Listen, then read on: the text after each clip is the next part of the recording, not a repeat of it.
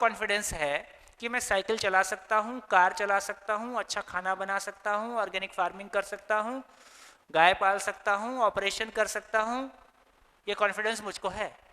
लेकिन इसके बावजूद भी क्या क्या दूसरी और चीज है जो इसके होने के बावजूद भी नहीं है?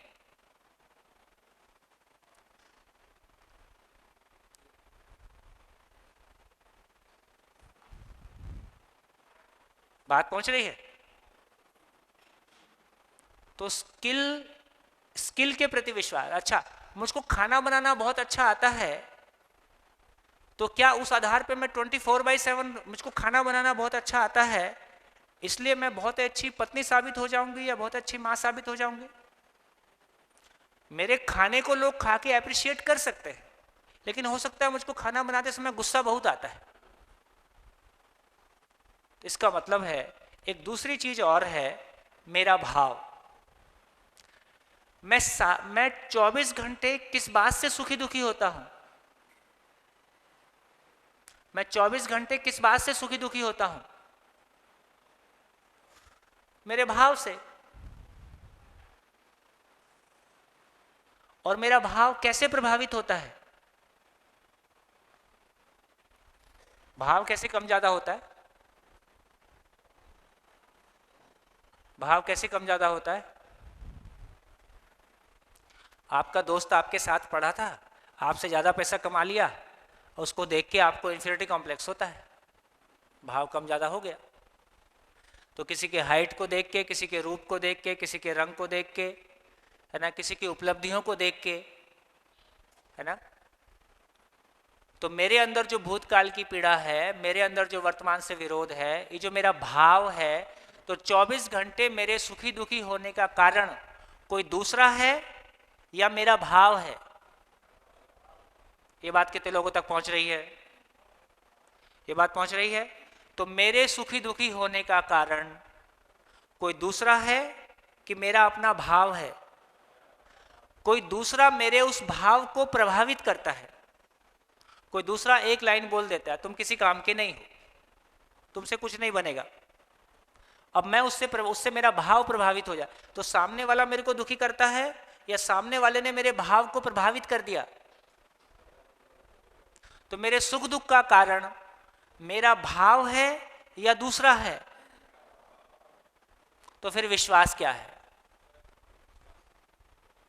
स्वयं के प्रति विश्वास फिर क्या है? बोलो, स्वयं के प्रति विश्वास किसको बोलेंगे?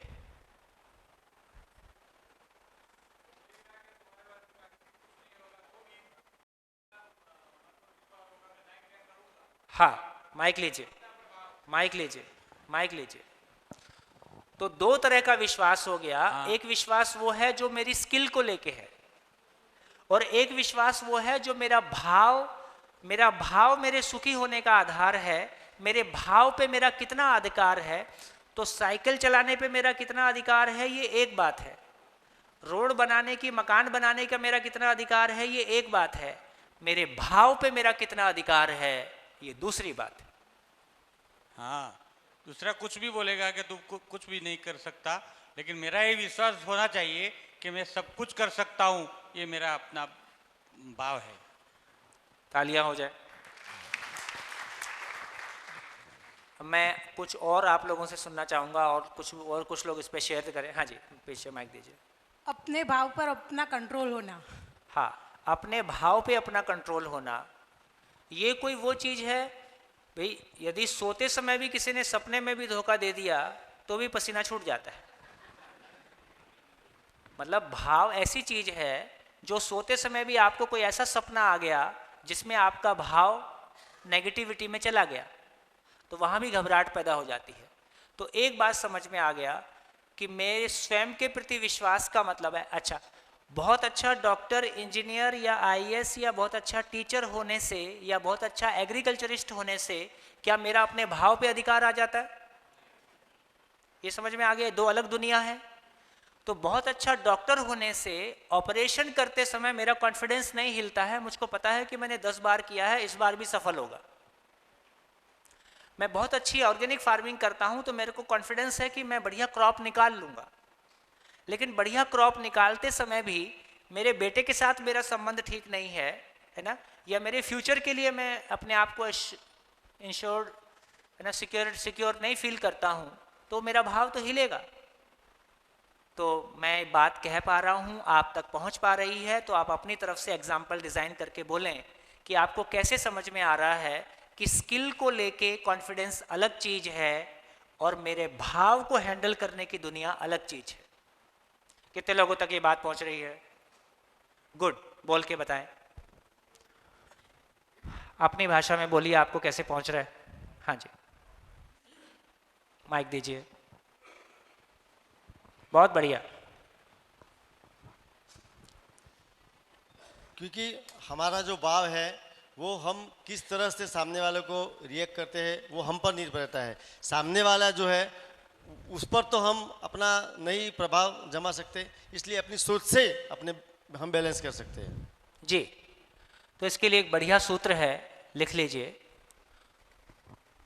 दूसरों की अयोग्यता से प्रभावित ना होना ही मेरी योग्यता है।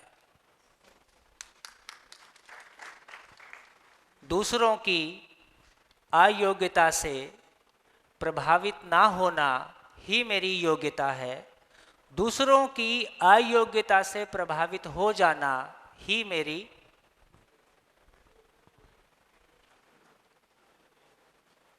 अयोग्यता है। तो दूसरों की अयोग्यता से प्रभावित हो जाना अपनी अयोग्यता है, दूसरों की अयोग्यता से प्रभावित ना होना अपनी योग्यता है। इसी का नाम स्वयं के प्रति विश्वास है। तो स्वयं के प्रति विश्वास का मतलब है मेरी खुशी मेरी हाथ में है, दूसरों की टिप्पणियों से मैं प्रभावित नहीं होता, है ना, बल्कि मैं दूसरों को पॉजिटिवली प्रभावित कर सकता हूँ। मैं एक उदास चेहरे पे खुशियाँ ला सकता हूँ, मेरे चेहरे पे हमेशा खुशी बनी रहेगी। कोई भी समस्या आने से मैं उसको हैंडल कर सकता हूँ। चलो इसको शिफ्ट करता हूँ। समस्याओं से हम लोग दुखी होते हैं कि नहीं होते? हाथ उठाइए। हम समस्याओं से दुखी होते हैं कि नहीं होते? देखो सब कोई हाथ उठा रहे, सब कोई झूठ बोल रहे। हम समस्याओं से दुखी ना होते हैं कि समाधान का ना होना हमारा दुखी होने का कारण है? तो समस्या से कोई भी दुखी नहीं होता। समाधान का ना होना, सॉल्यूशन का ना होना, समाधान गुजराती में बहुत गड़बड़ है। हाँ मेरे को पता है। समाधान का मतलब समझौता गुजराती में। जब मैं समाधान को बोलता हूं तो समाधान का मतलब पेरिनियल सॉल्यूशन, परमानेंट सॉल्यूशन, समझण, है ना। तो इसका अर्थ यह हुआ, क्या बात चल रही थी? तो संसार में कोई भी आदमी समस्याओं से दुखी नहीं होता। जैसे जब एक टीचर क्लास में पढ़ाता है, जिसको क्वेश्चन नहीं आता है तो वो क्या करता है? जिसको क्वेश्चन का आंसर पता नहीं है, टीचर ने क्वेश्चन पूछा, और जिसको क्लास में क्वेश्चन का आंसर पता नहीं है तो क्या करता है? वो दूसरे की पीठ के पीछे मुंडी छुपा लेता है, मेरे से मत पूछे। और जिसको आंसर पता होता है वो क्या करता है? वो टीचर की आंख में आंख डालता है ताकि मेरे से पूछ। मैं बताता हूं। तो जिसके पास आंसर है उसके लिए वो घटना अपॉर्चुनिटी है अपने आप को प्रूव करने के लिए। जिसके पास आंसर नहीं है उसके लिए वही घटना प्रॉब्लम है। इसलिए प्रॉब्लम बाहर है कि प्रॉब्लम अंदर है? बाहर केवल घटनाएं हैं। मेरे पास सॉल्यूशन है तो मेरे लिए अपॉर्चुनिटी है, मेरे पास सॉल्यूशन नहीं है तो मेरे लिए प्रॉब्लम है। मेरे पास सॉल्यूशन नहीं है तो मैं खुद में एक प्रॉब्लम। कहां पहुंचे? कहां पहुंचे?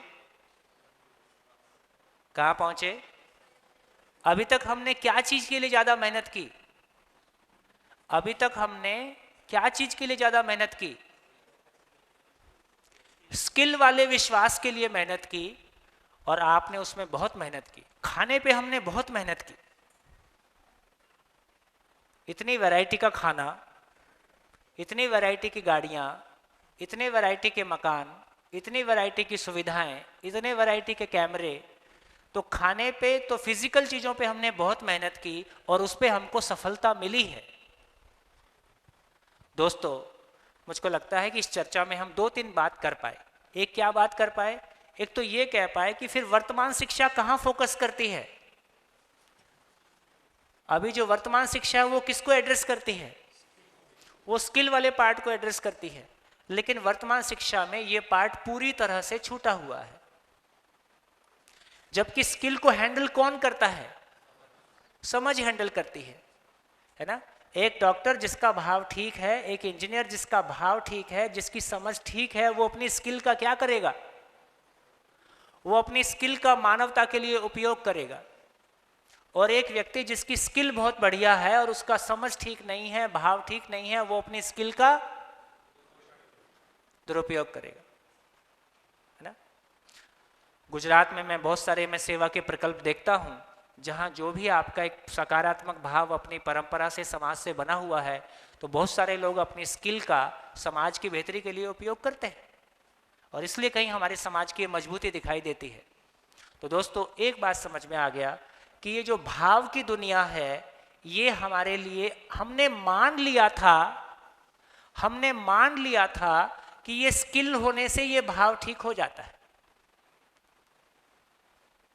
गड़बड़ी इसमें पकड़ में आ रही है ना। तो एक बात पकड़ में आ गया कि स्वयं के प्रति विश्वास का मतलब है, स्वयं के प्रति विश्वास का मतलब है, इसका आंसर आता है कि बेसिकली क्यों जीना है और कैसे जीना है। क्यों जीना है, कैसे जीना है, इसकी समझ होने से ये आ जाता है।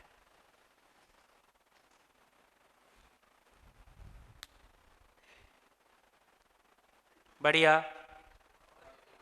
तो जब 8 दिन का हम वर्कशॉप करते हैं तो उसमें ये स्वयं के प्रति विश्वास आ जाए। स्वयं के प्रति विश्वास है तो फिर मेरी फिजिकल अचीवमेंट्स मेरी अचीवमेंट्स हैं, लेकिन उससे भी बड़ी अचीवमेंट मेरे पास है कि मैं अपनी ज़िंदगी में खुश रहता हूँ, मैं आपकी ज़िंदगी में खुशियाँ बांट सकता हूँ और मेरी स्किल का फिर मैं उपयोग करूँगा, फिर मेरी स्किल का भी मैं मानवता के लिए उपयोग करूँगा, अपने घर की बेहतरी के लिए उपयोग करूँगा। तो एक आदमी समाज के लिए एसेट हो जाता है। यदि भाव ठीक नहीं है, समझ ठीक नहीं है, तो एक व्यक्ति अपनी स्किल के साथ समाज के लिए बोझ हो जाता है।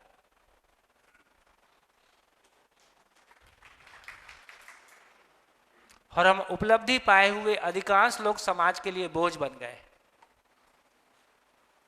आदमी का शोषण, समाज का शोषण, नेचर का शोषण, है ना। ग्लोबल वार्मिंग किसकी वजह से है? पढ़े लिखे लोगों की वजह से है कि अनपढ़ लोगों की वजह से? विकसित देशों की वजह से है कि अविकसित देशों की वजह से ज्यादा है? उनको विकसित कहा जाए कि अविकसित कहा जाए?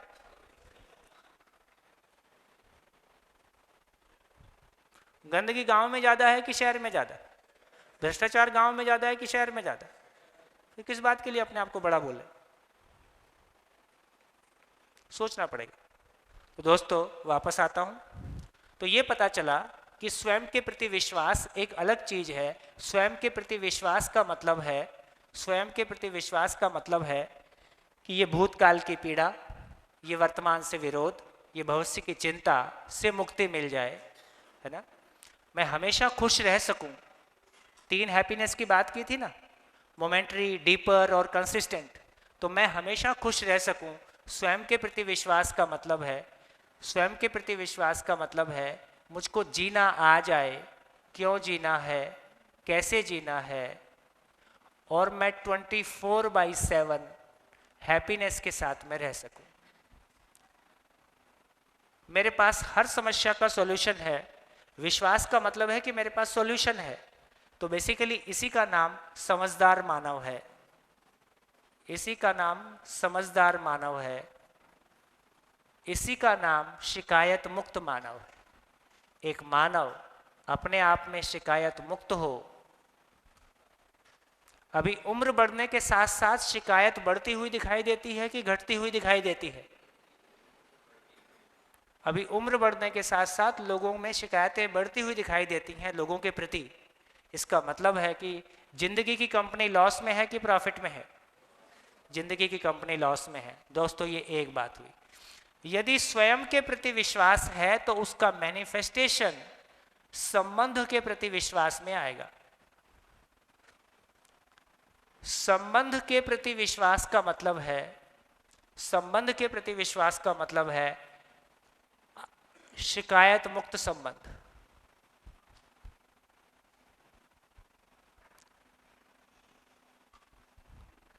यदि ये हो गया तो फिर समृद्ध परिवार, अपने परिवार में कम से कम फिजिकल चीजों को लेकर अभाव मुक्त परिवार। तो मेरे को लगता है थोड़ी सी चर्चा कर ले। एक शब्द है गरीबी, एक शब्द है अमीरी, एक शब्द है समृद्धि।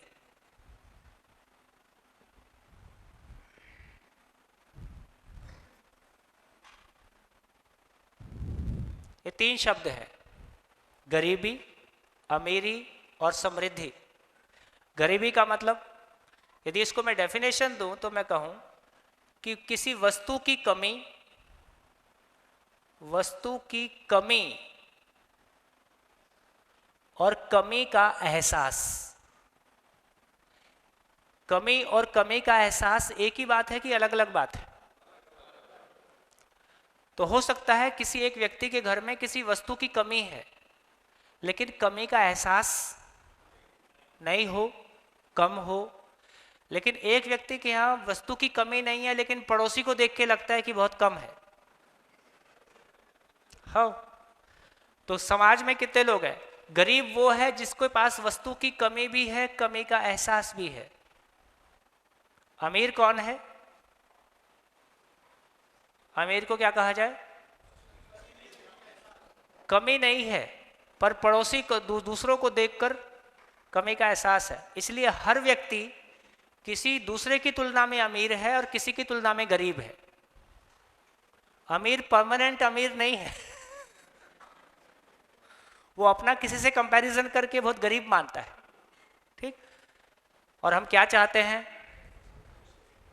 वस्तु की कमी भी ना हो, कमी का एहसास भी ना हो। कितने परिवार ऐसे होंगे, कितने परिवार ऐसे होंगे जो as a family, as a whole ये बोल सकें कि हमारे परिवार में किसी संबंध में गिला शिकवा शिकायत नहीं है और हमारे परिवार में किसी वस्तु का अभाव नहीं है, और दूसरों को देख के कभी हमको ये फील नहीं होता है कि हमारे घर में कोई वस्तु की कमी है। और बहुत टाइम खाली है, क्या करें? कितने लोग ऐसा होना चाहते हैं? कितने लोग ऐसा होना चाहते हैं? हमारा घर शिकायत मुक्त, अभाव मुक्त है और बहुत टाइम खाली है। कितने लोग, कितने परिवार ऐसे होंगे? कितने परिवार ऐसे होंगे?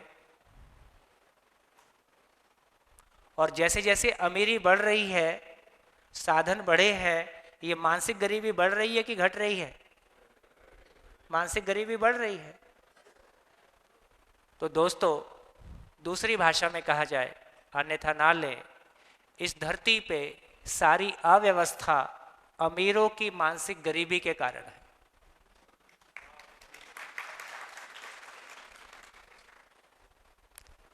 है ना? आपके पास साधन कितना भी हो, उसका सदुपयोग हो जाए तो हजारों लोगों के लिए उपलब्धि हो जाए। एक आदमी हजारों एकड़ जमीन खरीद के बैठ गया है ना? तो ये साधन को लेके जो कंफ्यूजन क्रिएट हुआ है ना, तो ये कुछ गड़बड़ हुई है, उसको देखने की कोशिश करते हैं। लेकिन ये समझ में आया कि अभी हमारे पास दो वैरायटी हैं, गरीबी और अमीरी, और हर गरीब क्या होना चाहता है? अमीर होना चाहता है। और अमीर का मतलब, जैसे गरीब की गरीबी कितने की, इसको दूसरी भाषा में लिखते हैं। गरीब का मतलब है साधन विहीन, साधन विहीन, दुखी और दरिद्र। दुखी क्यों है? क्योंकि संबंध में शिकायत है। दरिद्र क्यों है? क्योंकि दूसरे को देख के लगता है कि हमारे पास कुछ नहीं है। दोस्तों, अमीर को क्या बोलेंगे? साधन संपन्न। ऐसा वो खुद बोलता है कि उसके पड़ोसी को लगता है कि संपन्न है। भाई अमीर को खुद को लगता है कि वो साधन संपन्न है, यदि खुद को लगता तो गरीबी से मुक्त हो जाता।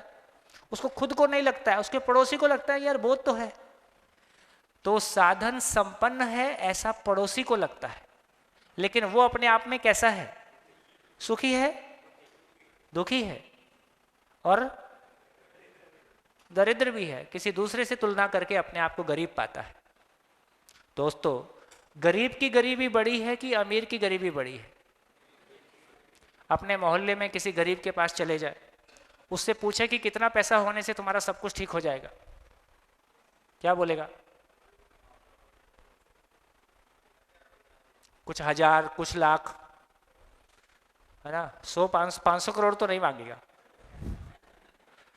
और शहर के सबसे अमीर के पास चले जाए, कितना होने से तुम्हारा सब कुछ ठीक हो जाएगा?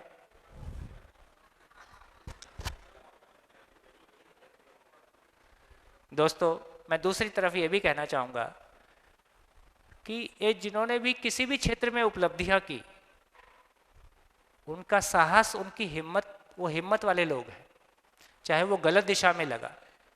लेकिन यदि उसी आदमी को कुछ सही बात समझ में आएगी तो अभी जितनी बड़ी वो प्रॉब्लम है वो उतना ही बड़ा सॉल्यूशन भी बन सकता है। तो इसमें ये बात, लेकिन हम क्या चाहते हैं? साधन संपन्न भी हो, सुखी भी हो और उदार भी हो। ये वैरायटी नहीं है तो नई योजना आई है। एक तीसरे प्रकार की वैरायटी, अभी समाज में हमको गरीब और अमीर दिखाई देते हैं, तो सभी क्या बनना चाहते हैं? गरीब तो कोई बनना नहीं चाहेगा, तो अमीर ही बनना चाहते हैं। यदि तीसरी वैरायटी आ गई तो क्या होना चाहेगा? समृद्ध होना चाहेगा। आदमी हमेशा आगे बढ़ना चाहता है।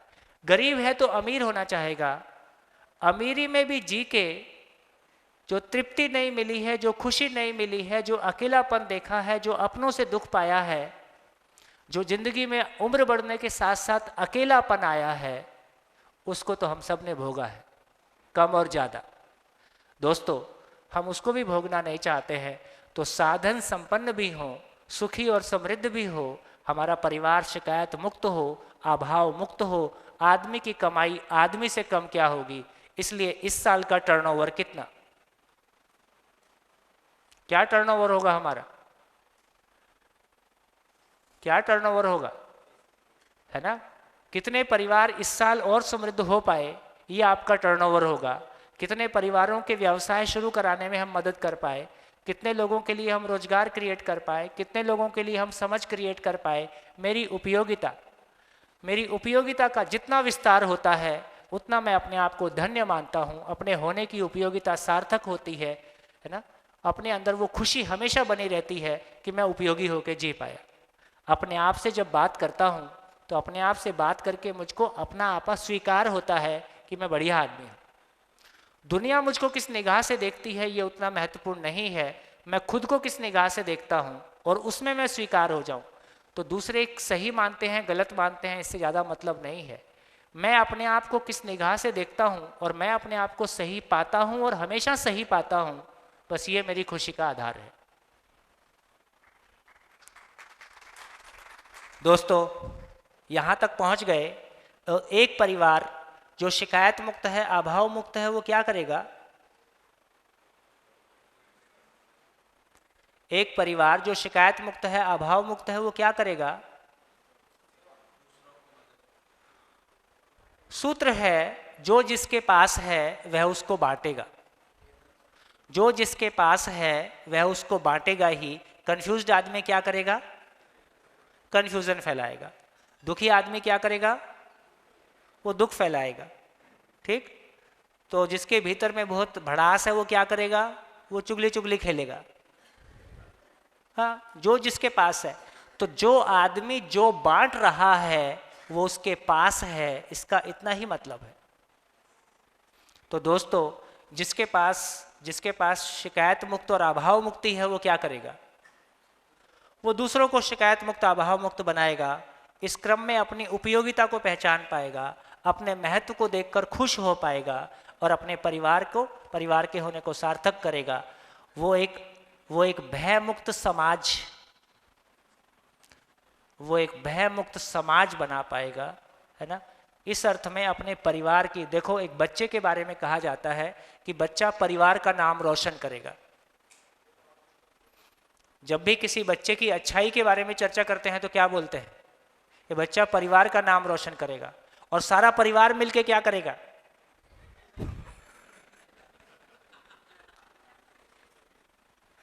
उसकी चर्चा ही नहीं हो रही है। सारा परिवार मिलके क्या करेगा, तो सारा परिवार मिलके क्या करेगा, अपने गांव का नाम रोशन करेगा। गांव देश का नाम रोशन करेंगे, देश पूरी धरती का नाम रोशन करेगा, तब तक दूसरा प्लेनेट मिल ही जाएगा।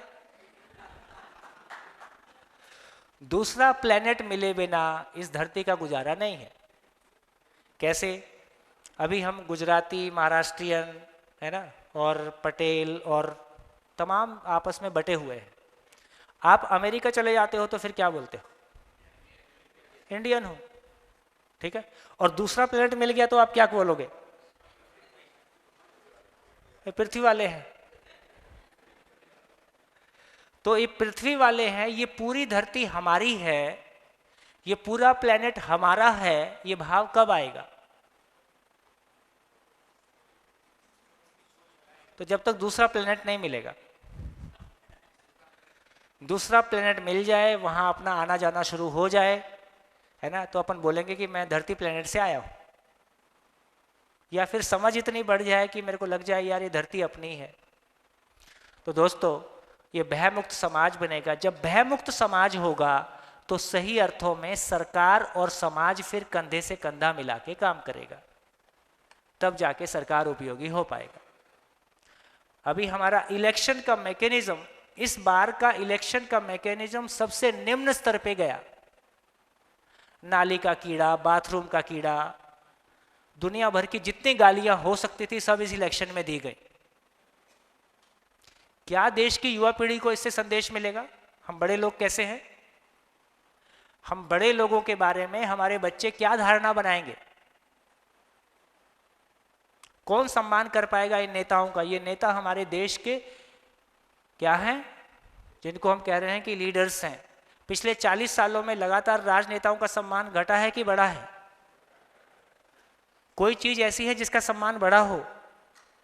माता पिता का सम्मान घटा है, टीचर का सम्मान घटा है, हमारी संवैधानिक संस्थाओं का सम्मान घटा है।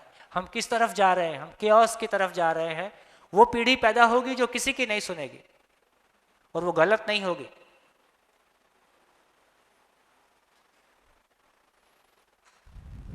इसका नाम जीना है। तो अब फिर से देख लेते हैं कि जिंदा रहने और जीने में क्या फर्क है।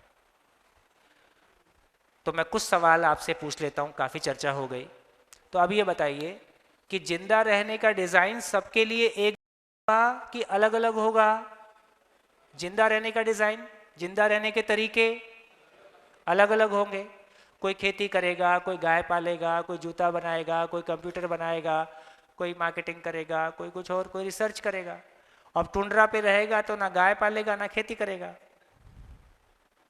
ना उसके लिए तुलसी महत्वपूर्ण होगी ना उसके लिए गाय महत्वपूर्ण होगी। तो अलग अलग भौगोलिक स्थितियों के अनुसार हमारे जिंदा रहने के डिजाइन, हमारे कपड़े, हमारे नैन नक्श, सब कुछ, हमारे मकानों के डिजाइन, ये सब एक जैसे होंगे कि अलग अलग होंगे, है ना। तो इसका मतलब है हमारा जब जिंदा रहने की बात कर रहे हैं तो हम जो जिंदा रहने के हमारे डिजाइन है ये हमारे अलग अलग ही होंगे। लेकिन जब हम जीने की बात कर रहे हैं तब जीने का डिजाइन पूरी धरती के सभी लोगों के लिए एक जैसा होगा कि अलग अलग होगा, एक ही जैसा होगा। इसमें आप कुछ नहीं कर सकते। दुनिया का हर आदमी प्यार पाना चाहता है, सम्मान पाना चाहता है, समस्या से मुक्त होना चाहता है, भय से मुक्त होना चाहता है, अनिश्चितता से मुक्त होना चाहता है। दुनिया का कोई आदमी नहीं कहता कि मैं दुखी होना चाहता हूं। तो इस मामले में दुनिया के सभी लोग एक जैसे हैं। तो दोस्तों, इतनी सारी चर्चा करने के बाद अब आपको क्या लगता है, कितने प्रतिशत लोग जी रहे हैं, कितने प्रतिशत लोग जिंदा हैं? अब बोलिए, कितने प्रतिशत लोग जिंदा हैं, कितने प्रतिशत लोग जी रहे हैं?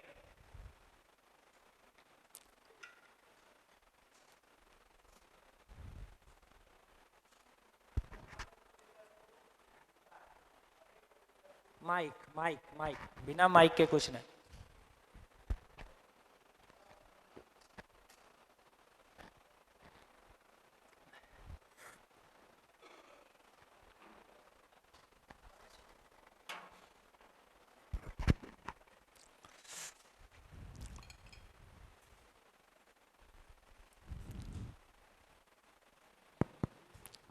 हेलो।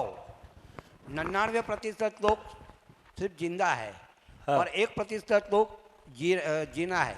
हाँ, अभी की तो बात मुझे मालूम नहीं है, अभी इतना भ्रमण नहीं किया हिंदुस्तान में, मगर 1% स्वामी विवेकानंद के उदाहरण से मैं दे सकता हूँ कि वो जी गए, बाकी सब जिंदा है।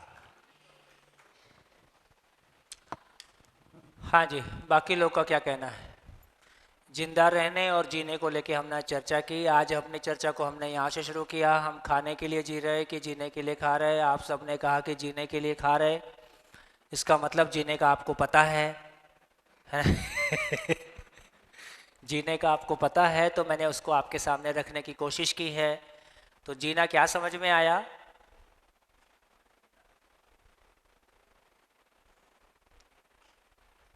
तो क्या क्या निष्कर्ष निकला? संसार में कितने प्रतिशत लोग जिंदा हैं, कितने प्रतिशत लोग जी रहे हैं?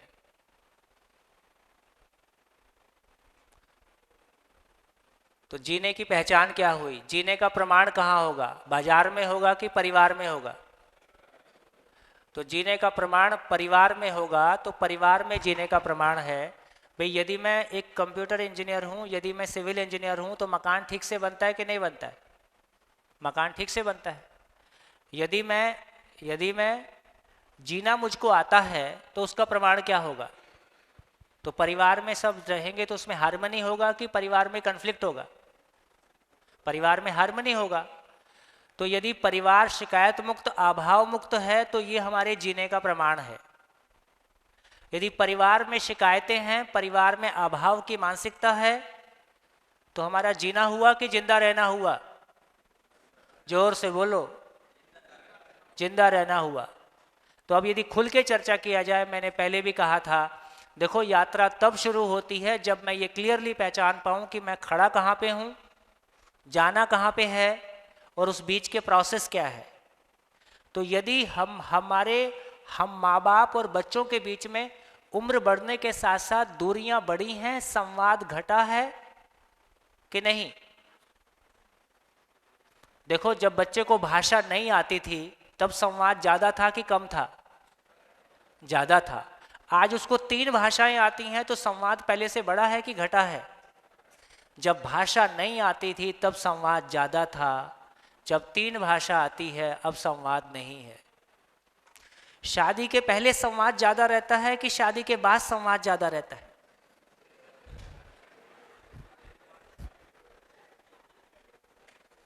शादी के पहले बात करने वालों के लिए मोबाइल कंपनियां रात को अलग से प्लान देती हैं।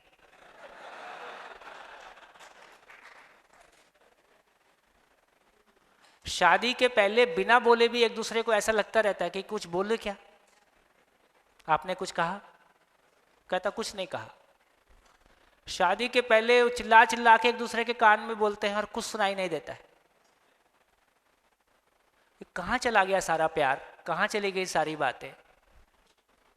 हम एक दूसरे के साथ भाव के, इसलिए एक छत के नीचे हम साथ साथ रहते हैं या साथ साथ जीते हैं? एक छत के नीचे हम साथ साथ रहते हैं या जीते हैं? जोर से बोलो। रहते हैं, जीना चाहते हैं, है ना? जीना नहीं हो पा रहा है। और जैसे जैसे ये आधुनिक शिक्षा बढ़ी है, जीने का कॉन्फिडेंस, साथ साथ जीने का कॉन्फिडेंस बढ़ता हुआ नजर आता है कि घटता हुआ नजर आता है? घटता हुआ नजर आता है। यहाँ पता नहीं बोलचाल की भाषा में ये एग्जाम्पल चलता है कि नहीं, कि बच्चों की शादी हुई तो गंगा नहाए। चलता है? हाथ उठाइए, है ना? तो मैं सोचा नर्मदा निकलती है तो ऐसा बोलते होंगे नर्मदा नहाए। तो उत्तर भारत में अपनी जिम्मेदारियों से मुक्त होने का मतलब है गंगा नहाए, कि भाई बच्चों की शादियां हो गई तो जिम्मेदारी पूरी हो गई, गंगा नहाए। अभी बच्चों की शादियों के बाद गंगा बाढ़ जैसा घर में आती है।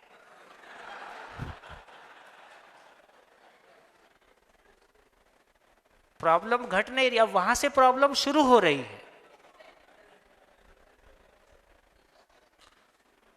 तो दोस्तों अभी देखिए दिल्ली में तो ये चलन में कॉमन होते जा रहा है। अब दिल्ली पहले जितना मैं ओपनली कमेंट कभी कभी कर देता था गेज लेस्बियंस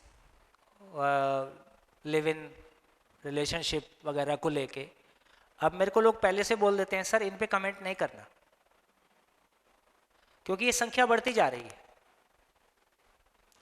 तो जितना तेजी से, तो अभी मैं इस बात पे टिप्पणी नहीं कर रहा हूं कि ये गेज लेस्बियंस लिव इन, और दिल्ली में ये कॉमन होते जा रहा है, मेट्रो में, सभी मेट्रो में ऐसे ही होगा कि लगभग जो लड़के लड़कियां बाहर पढ़ने आते हैं वो रूम शेयर करते हैं, सभी नहीं लेकिन कुछ लोग शेयर करते हैं और ये चलन बढ़ रहा है।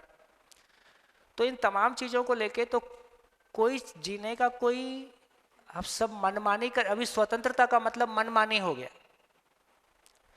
तो जीने का कोई सही तरीका होगा, प्रकृति के साथ जाएंगे तो एक नियम काम करता है, उस नियम को जो समझ गया, जो गिट्टी मिट्टी ईंटा पत्थर सीमेंट रॉड के नियम को समझ गया उसका नाम सिविल इंजीनियर है, जो बिजली के नियम को समझ गया उसका नाम इलेक्ट्रिकल इंजीनियर है।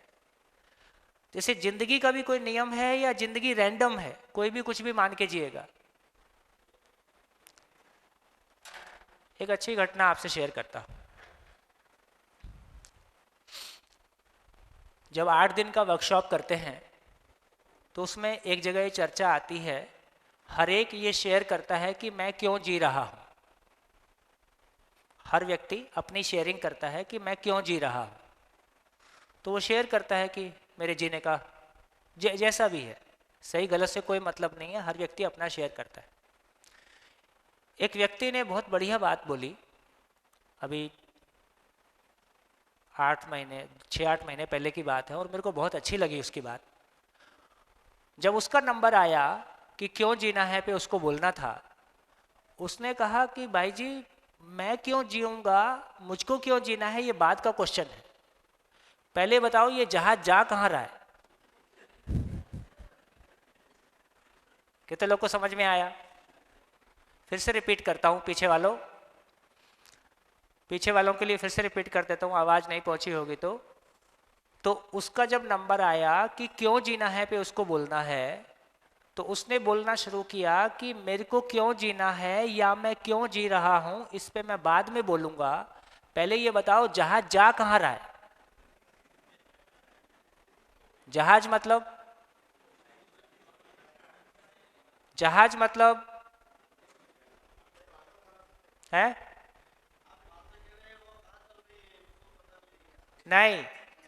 नहीं, जहाज मतलब कितने लोगों को समझ में आया है?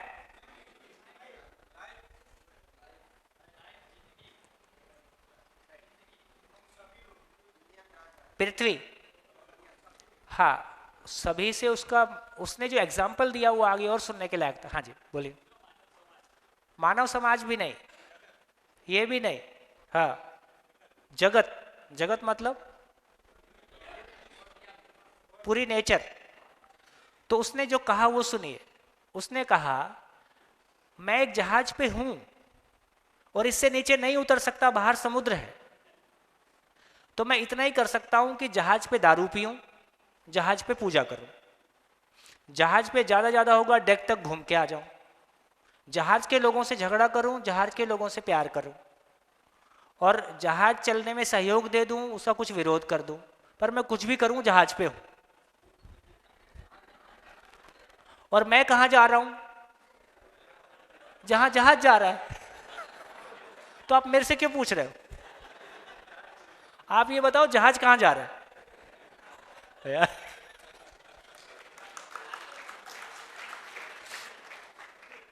कितना बढ़िया, कोई आदमी ना गजब कर देता है। तो इतना शानदार बात उसने कोट किया। तो ये सच्चाई है दोस्तों, हम एक प्लेनेट पे हैं और इससे बाहर आप कूद नहीं सकते। आप इतना ही कर सकते हो कि इस पे प्यार करो, झगड़ा करो। आप इतना ही कर सकते हो दारू पियो, पूजा करो। आप इतना ही कर सकते हो कि इसको सहयोग दो, इसका विरोध करो। लेकिन आप एक जहाज पे हो। इसका मतलब है मनमानी नहीं चलेगी। आप जब भी किसी से झगड़ा करते हो तो आप सुखी होते हो कि दुखी होते हो? दूसरे खुद दुखी हुए बिना दूसरे को पे गुस्सा किया जा सकता है क्या? नहीं किया जा सकता है। तो दूसरे को दुखी हुए बिना दूसरे को दुख नहीं दिया जा सकता है। इसका मतलब है कि इस धरती पे जितना भी मटेरियल किंगडम है उसका कोई नियम है, जितने भी पेड़ पौधे हैं उसका कोई नियम है, जितने भी पशु पक्षी हैं उसका भी कोई नियम है, जितने भी मानव है उस पे भी कोई नियम लागू होता है। हाँ, पूरी सृष्टि किसी नियम के साथ है, मानव उस सृष्टि का पार्ट है, मनमानी नहीं चलेगी। केवल इतना ही मामला है, इस अस्तित्व की बारात निकली है। इस अस्तित्व की बारात का मतलब क्या होता है? जहां सब खुशी मनाते हुए, ढोलक नाचते हुए, ना डांस करते हुए, गाना गाते हुए, और वो क्या गरबा गरबा करते हुए, है ना, इसका नाम बारात है। तो अस्तित्व की बारात निकली है। ऑप्शन केवल इतना है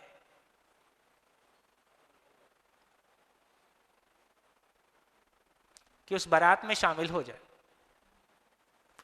हम लोग हॉस्टल में थे ना जब इंजीनियरिंग के दौरान, तो जिस दिन अच्छा खाने का मन होता था उस दिन ठीक ठाक कपड़े पहन के किसी की शादी में शामिल हो जाते थे। लेकिन ठीक ठाक कपड़े पहन के जाना पड़ता था उस दिन, क्योंकि कपड़े खराब पहन के जाओगे तो कोई ना कोई पूछ लेगा कहाँ से आए हो। तो उस शादी में शामिल होने का मतलब था कि आपका ड्रेसिंग ठीक होना चाहिए। इस अस्तित्व की बारात में शामिल होना है तो इसका नियम क्या है? इस बारात के नियम समझ में आ जाए, इस बारात के नियम समझ में आ जाए तो इस बारात में शामिल हुआ जाए और जिंदगी भर डांस करते हुए खुशहाली के साथ जिंदगी बिताई जाए। एक तरीका। दूसरा यह है कि ये पूरी प्रकृति, पूरी सृष्टि किसी नियम के साथ है, आपके अपने नियम बनाने की गुंजाइश नहीं है। तो जिसने अपनी बारात निकाली उसका जनाजा निकलेगा, यह भी पक्का है। आप नेचर के विरोध में नहीं जा सकते। इसलिए बहुत बढ़िया सूत्र है, नियम का विरोध ही दुख है, नियम का विरोध ही दुख है। तो जब भी जिंदगी में दुख आया, इसका मतलब किसी नियम का विरोध हुआ है, हमको किसी नियम की समझ नहीं है और हम अननोइंगली उस नियम के विरोध में जाके हम क्या कर रहे हैं? हम रूप बल धन पद से पहचान पाने की, सम्मान पाने की कोशिश कर रहे हैं। ऐसा प्रकृति में नियम नहीं है, है ना। और इस सारी चर्चा में क्या निकल के आया? तो कितने प्रतिशत लोग जिंदा हैं, कितने प्रतिशत लोग जी रहे हैं? क्या निकल के आया? क्या निकल के आया? क्या निकल के आया? इसका मतलब हुआ कि गरीब को कहां रखेंगे? वो जिंदा है कि जी रहा है? अमीर को कहां रखेंगे? वो जिंदा है कि जी रहा है? मेल को कहां रखेंगे? जिंदा है कि जी रहा है? फीमेल को कहां रखेंगे? है ना। और मेल, फीमेल, अमीर, गरीब, 20 साल का, 80 साल का, है ना, इसको कहाँ रखेंगे? इंडियन, अमेरिकन, हिंदू, मुस्लिम, शिक्षित, अशिक्षित,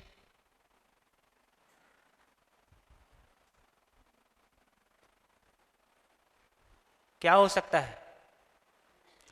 कुछ भी हो सकता है। अभी कम से कम गरीब या तो जिंदा रहने में है, गरीब तो बेचारा इधर ही आएगा ही, अमीर इधर आएगा ही। मेल और फीमेल का कोई फर्क नहीं पड़ता है, वो जिंदा में भी हो सकता है, जीने में भी हो सकता है। 20 कोई फर्क नहीं पड़ता है। 80 साल का, 20 साल का व्यक्ति जीने की योग्यता पा जाए, 80 साल का नहीं पाए, ऐसा हो सकता है कि नहीं? हो सकता है। यहाँ उम्र का फर्क नहीं पड़ता, इंडियन अमेरिकन का फर्क नहीं पड़ता, हिंदू मुस्लिम का फर्क नहीं पड़ता, शिक्षित अशिक्षित का फर्क नहीं पड़ता। तो जितनी सारी कैटेगरीज हमारे पास थी, जितने सारे बाड़े हमने बनाए हैं, उनका किसी धर्म और किसी धर्म विशेष का कोई फर्क नहीं पड़ता। अभी बार बार चर्चा होती है, धर्म को लेके बहुत सारी बातें होती हैं। तो सभी धर्मों में समानता क्या है?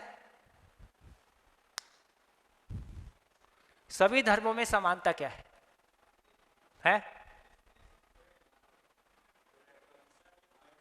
है, भाईचारा और मानवता और प्रेम त्याग मानवता, ठीक हो गया है, प्रेम में सब आ जाता है। तो लेकिन मेरे को एक बात समझ में आई, सभी धर्मों में समानता है, वो लोगों को सुनने से काफी समानता फील हो जाती है तुरंत। आपके बोलने से समानता फील हो नहीं रही है, ये थोड़ा बुकिश लगता है। मानवता प्रेम ऐसा दिख तो नहीं रहा है, ऐसा हम चाहते हैं, दिख नहीं रहा है। वसुधैव कुटुंबकम हम कब से बोल रहे हैं, पूरी धरती कुटुंब हो जाए, जो कुटुंब था वही कुटुंब नहीं हुआ।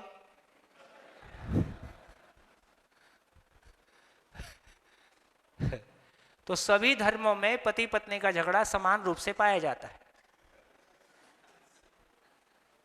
अब कितना अपनापन लग रहा है, हमारे यहां भी ऐसी होता है, तुम्हारे यहां भी ऐसी होता है, आओ खाने पे आना। तो दोस्तों अपेक्षाएं हमारी जरूर है, लेकिन वो अपेक्षाएं अपेक्षा रूप में है, भाषा रूप में है, वो जिंदगी में नहीं है, प्रैक्टिसेबल जगह में नहीं है। तो ये क्लैरिटी बनी तो कोई फर्क नहीं पड़ता कि अमीर है गरीब है, मेल है फीमेल है, 20 साल का है 80 साल का है, किस धर्म का, किस जाति का, किस नेशनैलिटी का, किस धर्म का, शिक्षित अशिक्षित। बहुत संभावना कहाँ है कि वो कहाँ मिलेगा, जिंदा रहने की जगह में मिलेगा कि जीने की जगह में मिलेगा? जोर से बोलो, जोर से बोलो। बहुत संभावना है। तो कितने प्रतिशत जी रहे, कितने प्रतिशत जिंदा है?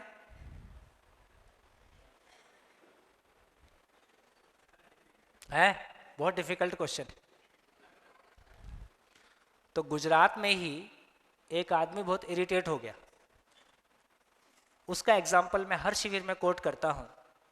मेरे को लगता है कि लेकिन ये मेरी बातें सुनने के बाद भी आपको लग रहा है कि यार हम तो जी रहे हैं, तुम बोल लो जो बोलना है ना, और आधा घंटा बोल लो, पर हम तो जी रहे हैं। ऐसा कितने लोगों को लग रहा है? हाथ उठाओ। अभी नहीं उठा रहे। एक बढ़िया एग्जाम्पल देता हूं। उस व्यक्ति ने कहा, गुजरात में शिविर था, संभवतः सूरत में रहा होगा। उस व्यक्ति ने कहा कि मैंने 65 बार रक्तदान किया है, 65 टाइम्स ब्लड डोनेट किया है। अब बताओ मैं जी रहा हूं कि नहीं जी रहा हूं? बताइए।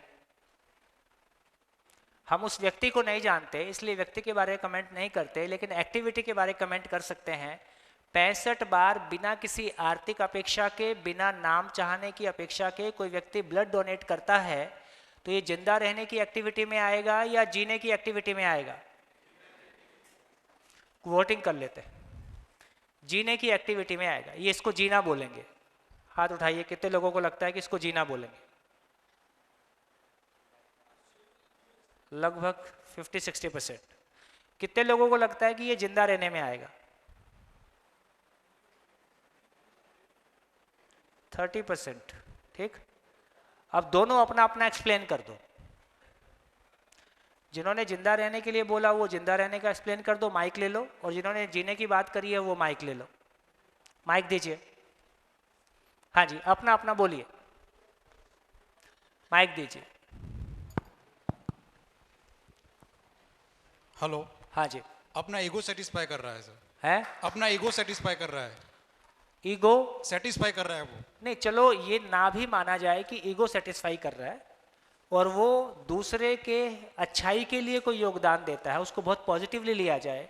अब इसको जिंदा रहने में रखें कि जीने में रखें? जीने में। वो जो जी रहा था वो दूसरों के लिए, दूसरे की जिंदगी के लिए जी रहा है। आप कहाँ हो? हाँ, अच्छा, हाँ। हाँ, थोड़ा खड़े होके बोल देंगे। अच्छा, हाँ। वो जो ब्लड डोनेशन किया, हाँ जी, सुनिए सुनिए, बहुत अच्छी बात निकल के आने वाली है। वो दूसरे की जिंदगी के लिए जी रहा है कि उसके ब्लड डोनेशन के लिए दूसरे की जिंदगी बच जाता है। दूसरे के लिए कुछ किया है इसलिए जीने में आएगा। इसके लिए वो पॉजिटिव उसका ठीक, है, उसके मान लिए लिया। जी रहा है। हाँ जी, और किसी को कुछ कहना है? हेलो। हाँ जी। बोलिए। ये जो एक्टिविटी है वो किसी के एक संवेदनशीलता के भाव से कुछ कर रहा है, तो जिंदा रहने की एक्टिविटी है। जीने की एक्टिविटी मतलब उसको एक संज्ञानशीलता जो बोलते हैं उसी में। चलिए, आपने आगे की बात कर दी, मैं लिख देता हूँ, आप इसको देखिए। पूरी वर्कशॉप ये इस तरह से चलती है कि जो कुछ भी कहा जा रहा है वो आपको मानना नहीं है, ठीक है। ये पूरी 8 दिन की वर्कशॉप इस तरह से चलती है कि जो कुछ भी कहा जा रहा है वो आपको मानना नहीं है। जो कुछ भी कहा जा रहा है वो धरती के सारे लोगों के लिए प्रैक्टिसेबल है कि नहीं है, मेरी जिंदगी में प्रैक्टिसेबल है कि नहीं है, लॉजिकल है कि नहीं है, प्रैक्टिसेबल है कि नहीं है, इसको हमको जांचना है। तो जब किसी बात को मुझको जांचना है तो फिर उसके ऊपर सोचना, ऑब्जर्वेशन लेना, प्रयोग करना, तो जिंदगी में जीने का मजा अलग तरीके से आता है। तो जो बात इन्होंने कही, इसका अब मैं इसको दूसरी तरीके से कहता हूं।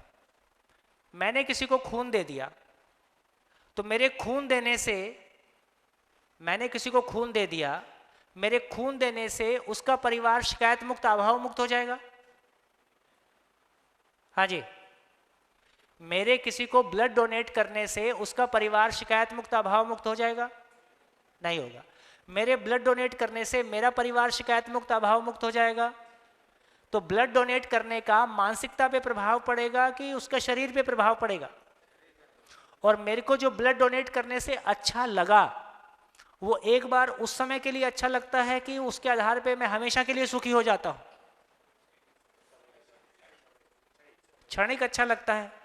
मैंने 1947 में ब्लड दिया था इसलिए मैं आज तक खुश हूं, ऐसा नहीं होता। इसका मतलब हुआ तो आप लोगों में से भी बहुत सारे लोग कुछ अच्छे काम करते हैं, गाय बचाओ, पॉलिथीन हटाओ, गंदगी हटाओ, पेड़ लगाओ, हॉस्पिटल खोलो, तमाम बहुत सारे हम काम करते हैं। लेकिन ये सारे काम, तो इसका मतलब है कि एक स्थिति ये है जिसको हम कहेंगे संवेदनहीनता, इनसेंसिटिव लोग। एक दूसरी कैटेगरी है जिसको हम कहेंगे संवेदनशील, सेंसिटिव, संवेदनशील। एक तीसरी कैटेगरी है जिसको हम कहेंगे संज्ञानशील। तो संवेदनशीलता, संज्ञानशीलता और संवेदनहीनता। ब्लड डोनेट करना किस में आएगा? संवेदनशीलता। तो संवेदनशीलता का मतलब है कि अपने तन का, अपने मन का, अपने धन का प्रसन्नतापूर्वक, अपनी खुशी से प्रसन्नतापूर्वक दूसरों के जिंदा रहने के लिए उपयोग करना, दूसरों के जिंदा रहने के लिए उपयोग करना, उसमें कोई संतुष्टि हमको मिलता ही है। यदि हम अपने तन मन धन का नियोजन करते हैं उसमें कोई संतुष्टि हमको मिलता ही है। इसी को सेवा बोलते हैं।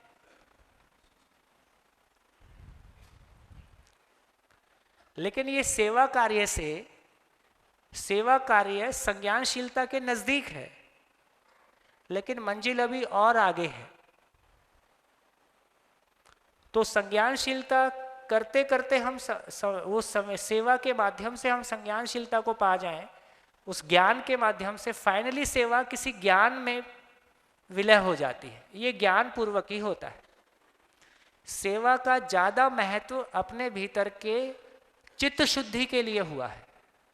अपना चित्त शुद्ध हो जाए, चित्त की जो मलिनताएं हैं वो दूर हो जाए, वो ज्ञान के लिए ज्यादा अनुकूल हो जाए, ज्ञान को पकड़ने में और जीने में नजदीक आ जाए, उस अर्थ में सेवा का महत्व है। लेकिन फिर भी अंततः ज्ञान की शरण में ही जाना है ना। तो यदि मैं गुजरात में देखता हूं तो मेरे को संवेदनशील लोग अधिक दिखाई देते हैं, है ना। उत्तर भारत में संवेदनहीनता अधिक दिखाई देती है। गलती नहीं है उनकी, 1000 साल से बेचारे युद्ध ही कर रहे है ना। पिछला 1000 साल जो गुजरा है उस इलाके में लगातार युद्ध हुए, तो लगातार फिर उस तरह का माइंडसेट डेवलप हो गया होगा और उसकी बातें है। तो यहाँ ये हमारी क्लैरिटी बनी कि मानव के साथ 3 तरह के स्टेट ऑफ माइंड है। संवेदनहीनता का मतलब, संवेदनहीनता मतलब तुम्हारे सुख दुख से मेरे को कोई मतलब नहीं, मेरा प्रॉफिट और मेरा भला हो, तुम्हारा नुकसान होता हो चलेगा। उसको संवेदनहीनता बोल रहे। जब मैं दूसरे के दुख को महसूस करने लगता हूं, मेरे इस व्यवहार से इसको ऐसा दुख होगा, मेरे इस तरह के कार्य से इसको ऐसा दुख होगा, और दूसरे के दुख को आप फील करने लगते हो, जब आप दूसरे के दुख को फील करने लगते हो, इसका नाम संवेदनशीलता है। अच्छी स्थिति है, लेकिन मैं दूसरे के दुख को फील करता हूं, इसके आधार पे मैं किसी ज्ञान के लिए सुपात्र होता हूं, लेकिन ज्ञान अभी शेष है, मंजिल अभी शेष है। तो ब्लड डोनेट करना क्या हुआ? ठीक है। हॉस्पिटल खोलना क्या हुआ? पेड़ लगाना क्या हुआ? और गौ पालन क्या हुआ? स्वच्छता अभियान क्या हुआ? संवेदनशीलता। तो हमारी मैक्सिमम एक्टिविटीज संवेदनशीलता में कवर हो जाती है। इसलिए सारी एक्टिविटीज को करने के बावजूद अपनों से दुख पाना और अपने को दुख देना, और कई बार तो घर के लोग हमारी सेवा से ही दुखी हैं,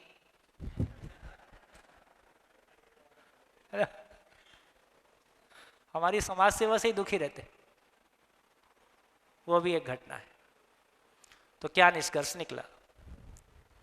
फाइनली एक लाइन और बोल के मैं थोड़ा सा रुकूंगा, आपसे फीडबैक लेता हूं।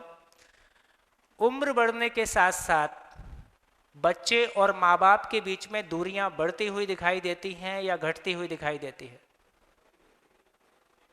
संवाद बढ़ता हुआ दिखाई देता है कि घटता हुआ दिखाई देता है? जोर से बोलो। संवाद घट रहा है, दूरियां बढ़ रही हैं। कौन बच्चे हैं जो अपने माँ बाप को दुख देना चाहेंगे और कौन माँ बाप हैं जो अपने बच्चों को दुख देना चाहेंगे? लेकिन इसके बावजूद उम्र बढ़ने के साथ साथ, शादी की उम्र बढ़ने के साथ साथ पति पत्नी के बीच में संवाद बढ़ता हुआ दिखाई देता है कि घटता हुआ दिखाई देता है? बोलो भाई, पति पत्नी हो है? डिपेंड्स, है ना? आपके समय में डिपेंड्स था, अभी तो डिपेंस है ना? ऐसा क्यों हो रहा है? मेरे को लगता है कि इस जिंदा रहने और जीने की चर्चा में कुछ चीजें सामने आई है, उसको लेके आप इसको रिलेट कर पाते हो कि नहीं, कि बच्चों की उम्र बढ़ने के साथ साथ बच्चों का माता पिता और बच्चों के बीच में गैप बढ़ रहा है कि घट रहा है?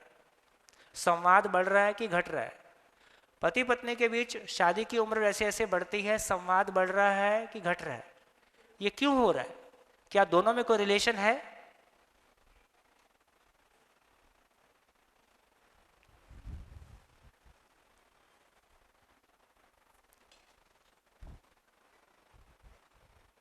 मेरा क्वेश्चन क्लियर है? मेरा क्वेश्चन क्लियर है? नहीं क्लियर? फिर से रिपीट करना पड़ेगा। मेरा क्वेश्चन ये है कि अब हमको ये क्लैरिटी बन गई कि जिंदा रहना और जीना दो एक ही बात है कि अलग अलग बात है? जब जीने की बात करते हैं तो जिंदा रहना उसमें शामिल है। जब जीने की बात करते हैं तो जिंदा रहना उसमें शामिल है, लेकिन जब जिंदा रहने की बात करते हैं तो जीना उसमें शामिल नहीं है। ये क्लैरिटी बन गई? तो पशुओं के लिए जिंदा रहना आवश्यक भी है, पर्याप्त भी है। मानव के लिए जिंदा रहना आवश्यक है, पर्याप्त नहीं है। क्या पर्याप्त है? जीना पर्याप्त है। जीने के बिना अपना काम नहीं चलेगा। और जीना क्या है? संज्ञानशीलता। जीना क्या है? संज्ञानशीलता। संज्ञानशीलता क्या है? शिकायत मुक्त, अभाव मुक्त परिवार। मेरे परिवार में कोई गिला शिकवा शिकायत नहीं है, कोई अभाव की मानसिकता नहीं है। और आपका परिवार ऐसा है तो इस साल का टर्नओवर कितने परिवार आपके माध्यम से शिकायत मुक्त, अभाव मुक्त हो पाए? इसका नाम हुआ जीना। तो हम जिंदा रहने और जीने को डिफरेंशिएट कर पाए। क्वेश्चन मैंने आपके सामने रखा कि उम्र बढ़ने के साथ साथ बच्चों में, माँ बाप में दूरी बढ़ रही है, संवाद घट रहा है। क्या बच्चे और माँ बाप में संवाद घटने का जिंदा रहने और जीने की समझ से कोई रिलेशन है? ऐसा पूछ रहा हूं, बताइए बताइए, इन दोनों में कोई रिलेशन है?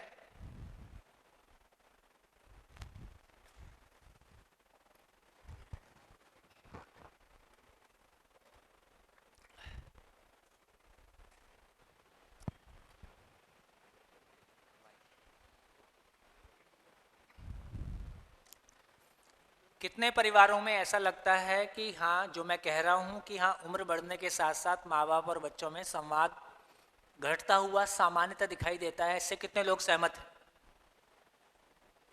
ठीक है।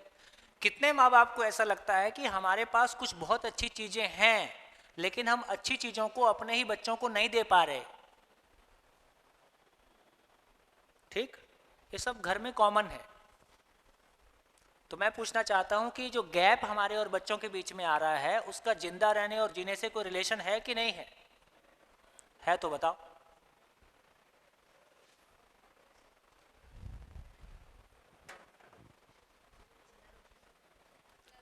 है? बोलो भाई, जवान लोग बोलो, यंग लोग बोलो। 30 के नीचे कितने लोग हैं सभा में? 30 के नीचे, 30 के नीचे, 30 के नीचे काफी सारे हैं। 30 के नीचे वाले बोलो।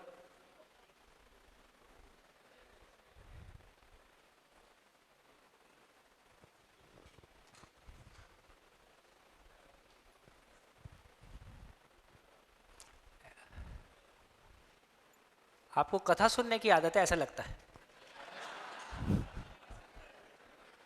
ये कथा नहीं है, क्लासरूम है।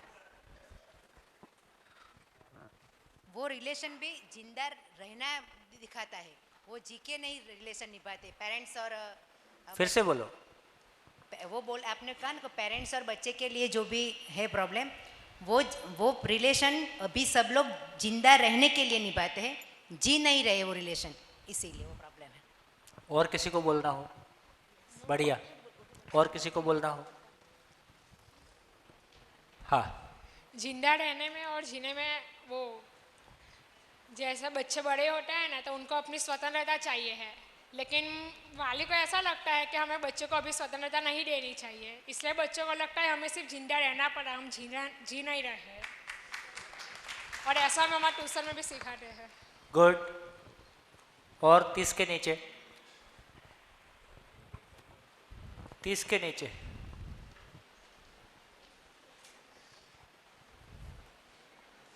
बोलो बोलो।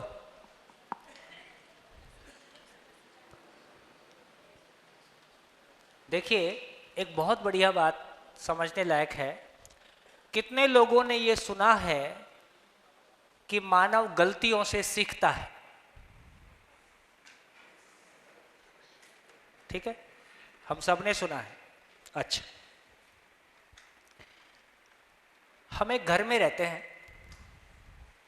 भाई भाई का झगड़ा हो जाता है, कभी सास बहू का झगड़ा हो जाता है, कभी बाप बेटे का झगड़ा हो जाता है। तो बाप बेटे का, सास बहू का, भाई भाई का झगड़ा हुआ तो अगली बार कम होना चाहिए कि ज़्यादा होना चाहिए? क्योंकि हम गलतियों से सीखते हैं।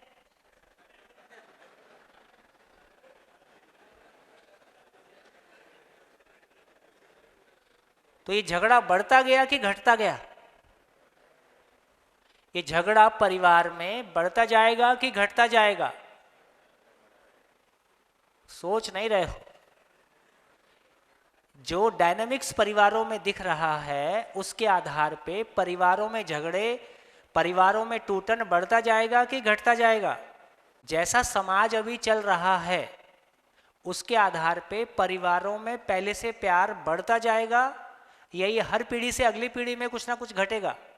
दूरियां बढ़ेंगी, बढ़ेंगी ना? तो इसका क्या मतलब हुआ? गलतियों से हम सीख रहे हैं कि नहीं सीख रहे? तो गलतियों से मानव सीखता है कि नहीं सीखता है? जोर से बोलो। नहीं सीखता है।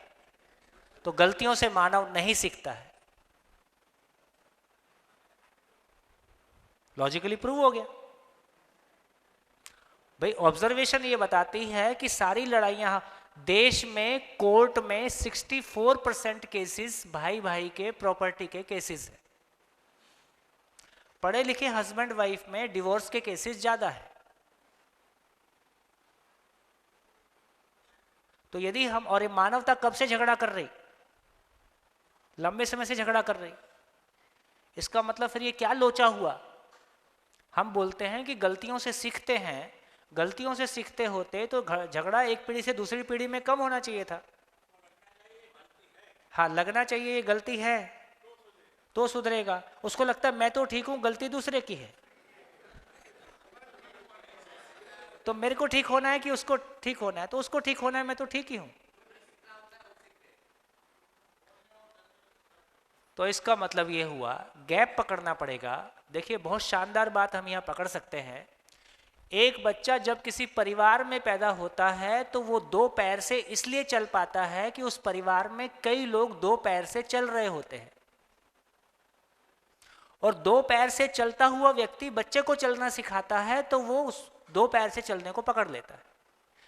जब बच्चा किसी परिवार में पैदा होता है तो घर में गुजराती बोली जाती है, तो वो गुजराती का ग्रामर सीखने जाता है, तब गुजराती आती है कि गुजराती पहले आ जाती है? वो कभी ग्रामर नहीं सीखता है। जब मैं इंग्लिश सीखने जाता हूं तो मैं ग्रामर सीखता हूं, पहले ग्रामर पढ़ता हूं और इंग्लिश फिर भी नहीं आती। ठीक, बहुत प्रॉब्लम। तो इसका मतलब ये हुआ कि एक बच्चा जिस वातावरण में पैदा होता है, यदि वहाँ जो आचरण किया जाता है, इंग्लिश बोली जाती है, गुजराती बोली जाती है, छत्तीसगढ़ी बोली जाती है, दो पैर से चला जाता है, अच्छा खाना बनता है, अच्छे मकान में रहते हैं, गाड़ी ठीक ठाक होती है, ये वो है जो उपलब्ध है। तो इसका मतलब ये हुआ कि मानव गलतियों से नहीं सीखता है, सही का रेफरेंस उपलब्ध होता है, सही का रेफरेंस पहले से उपलब्ध होता है तो वो कुछ गलतियां करते हुए सही को पकड़ लेता है। आचरण के मामले में क्या हुआ, जीने के मामले में क्या हुआ, हमारे बीच में जीना हो ही नहीं रहा है। जीना हो ही नहीं रहा है तो वो कैसे पकड़ ले। इसलिए बच्चे को क्या पकड़ में आ गया, भाषा पकड़ में आ गई, कमाना खाना पकड़ में आ गया, मकान बनाने पकड़ में आ गए, गाड़ियां बनानी पकड़ में आ गई। संबंध पूर्वक हम जी ही नहीं रहे थे तो संबंध उसको समझ में नहीं आया। मैं जो कहना चाह रहा था आप तक पहुंच पाया कि नहीं? तो मानव गलतियों से नहीं सीखता है, कोई सही का रेफरेंस मौजूद होता है, उस सही के रेफरेंस को पकड़ के वो गलतियां करते हुए वहां तक पहुंच जाता है। तो बेसिकली गलती नहीं कर रहा है, वो तो इवॉल्व हो रहा है। जब सही का रेफरेंस हमारे बीच में मौजूद होता है तो इवोल्यूशन की घटना घटती है, वो वहां तक पहुंच जाता है। जब वो सही का रेफरेंस ही उपलब्ध नहीं है, इसलिए एक पीढ़ी से अगली पीढ़ी में जीने का विश्वास कम हो रहा है कि बढ़ रहा है? एक पीढ़ी से अगली पीढ़ी में जीने का विश्वास घट रहा है कि बढ़ रहा है? घट रहा है। एक पीढ़ी से अगली पीढ़ी में जिंदा रहने का विश्वास बढ़ रहा है कि घट रहा है? जिंदा रहने वाला बढ़ रहा है। हमारे समय में जॉब्स नहीं थे, आज तो भी जॉब्स ज्यादा है, जबकि पॉपुलेशन इतनी बढ़ गई है। क्या निष्कर्ष निकला?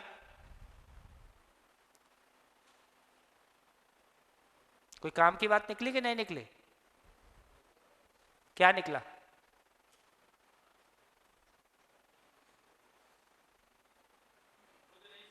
है जो चीज हमारे बीच में आचरण के रूप में उपलब्ध नहीं है वो अगली पीढ़ी को ट्रांसफर नहीं हो रही है। जो चीज हमारे बीच में आचरण के रूप में उपलब्ध है वो अगली पीढ़ी को ट्रांसफर हो जा रही है। मोबाइल पहले से बेहतर, गाड़ी पहले से बेहतर, मकान पहले से बेहतर, कपड़े पहले से बेहतर, सड़क पहले से बेहतर, संबंध पहले से।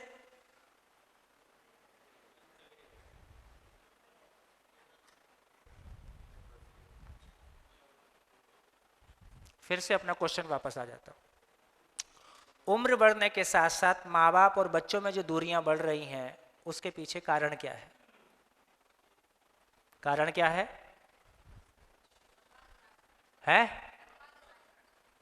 कारण क्या है? अब जिंदा रहने और जीने के फ्रेम पे आके बात करते हैं।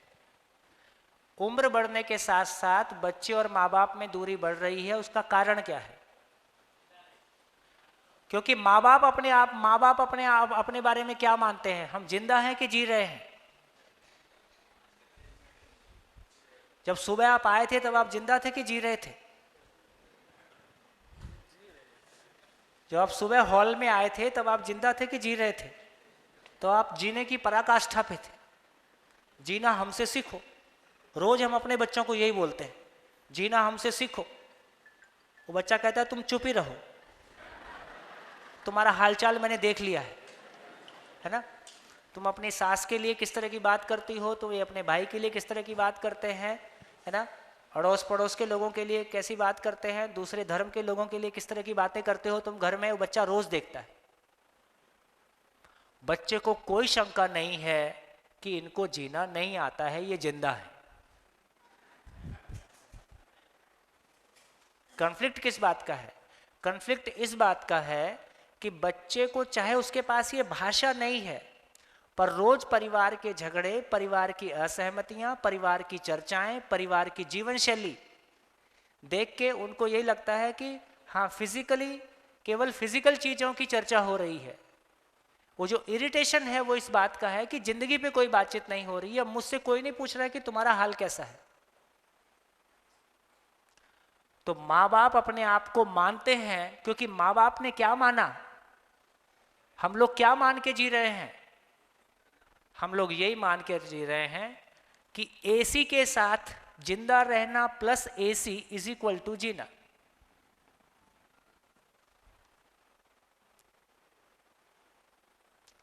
सुविधाएं हो जाएं तो जीना हो जाएगा, ऐसा हम मान के जिए। लेकिन आप देख लीजिए कैसा रूप होने से मैं कितना सुंदर होऊंगा कि मुझ में स्वयं में विश्वास आ जाए। है कोई रिलेशन? मेरी शक्ल कितनी सुंदर हो कि मेरे भीतर कभी भी भूतकाल की पीड़ा, वर्तमान से विरोध, भविष्य की चिंता नहीं होगी। है कोई रिलेशन? कोई रिलेशन नहीं। मेरा रूप कितना सुंदर हो कि मेरे पति पत्नी के बीच कभी झगड़ा नहीं हो। है कोई रिलेशन? कोई रिलेशन नहीं। तो रूप का जीने से कोई रिलेशन नहीं। जब आप दोस्त बनाते हैं तो शक्ल देख के बनाते हैं, इसकी नाक ठीक नहीं है, इसकी नाक ठीक है इसलिए दोस्त बनाऊंगा, ऐसा आप नहीं करते। जिससे आपके विचार मिलते हैं उसको आप दोस्त बना लेते हैं। तो इसका मतलब है संबंध में शक्ल बीच में नहीं आती, और जहां शक्ल बीच में आती है वहां संबंध नहीं है। हर माँ को अपना बेटा प्यारा ही लगता है, सुंदर ही लगता है, और जिसको जिससे प्यार हो जाता है उसको सुंदर ही लगता है, बाकी लोग बोलते हैं फंस गया।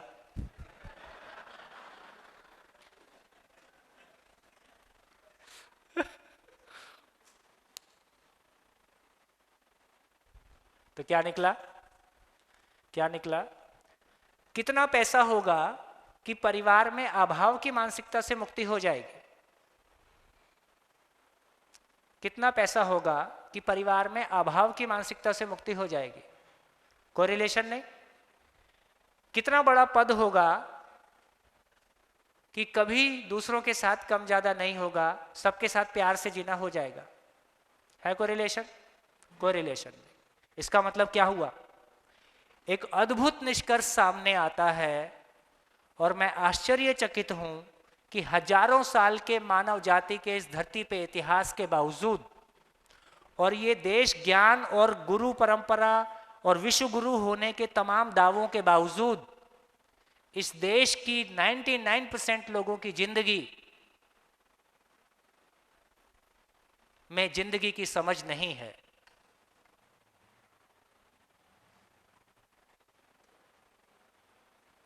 सारा आत्मा परमात्मा का ज्ञान बोलने के बावजूद हम कर क्या रहे? हम कर यही रहे हैं कि रूप बल धन पद में जिंदगी गुजार रहे हैं, जबकि सच्चाई ये है जिंदा रहने का एक भी सामान जीने के काम आता नहीं है। जिंदा रहने का एक भी सामान जीने के काम आता नहीं है, उसकी जीने की दुनिया में एंट्री नहीं है।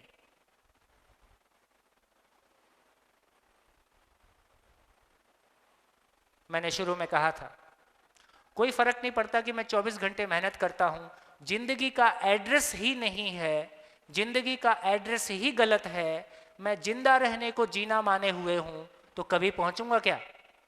नहीं पहुंच सकता। जीने की दुनिया की तैयारी अलग है, उसका सामान अलग है, उसका प्रोसेस अलग है।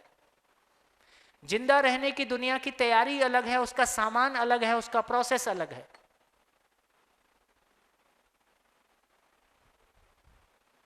मैं जो कह रहा हूं कितने लोगों तक पहुंच पा रहा है? ठीक लग रहा है? बात पहुंच पा रही है? मैं कह दूं ये महत्वपूर्ण नहीं है। मुझको ना ये बोल के पैसा कमाना है, ना इससे बोल के मेरे को इलेक्शन लड़ना है ना? ये बोल के समाज खड़ा होता है, अपने अपने परिवार। एक महापुरुष से काम चलेगा कि हर घर में महापुरुष चाहिए? अब ये एक महापुरुष संसार को नहीं तारेगा। हर घर में एक आदमी के समझदार होने से होगा कि घर में हर आदमी के समझदार होने से होगा? घर में हर आदमी के समझदार होने से होगा। और ये बाई एजुकेशन होगा कि अभी धर्म प्रौढ़ शिक्षा कार्यक्रम है, अभी धर्म प्रौढ़ शिक्षा कार्यक्रम जैसा है, ऑफ द मेन स्ट्रीम है। आप जाओ नहीं जाओ ऑप्शन है, जाने के बाद भी जिंदगी समझ में आ रही है ऐसा दिख नहीं रहा है।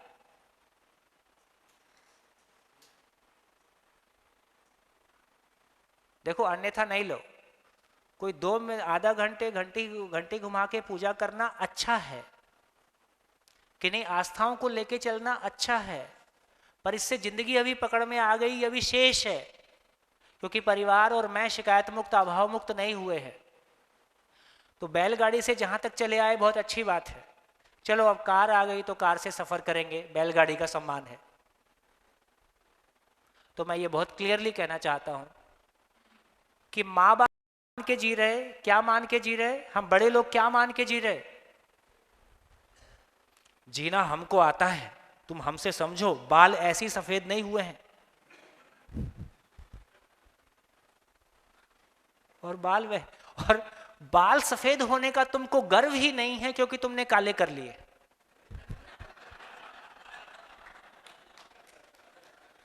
जिसको बालों की सफेदी से प्यार होता, उस मैच्योरिटी के साथ जीने की खुशी होती, तुमको अभी भी काले वाले बाल ही अच्छे लगते हैं, क्योंकि तुमको वही जिंदगी चाहिए।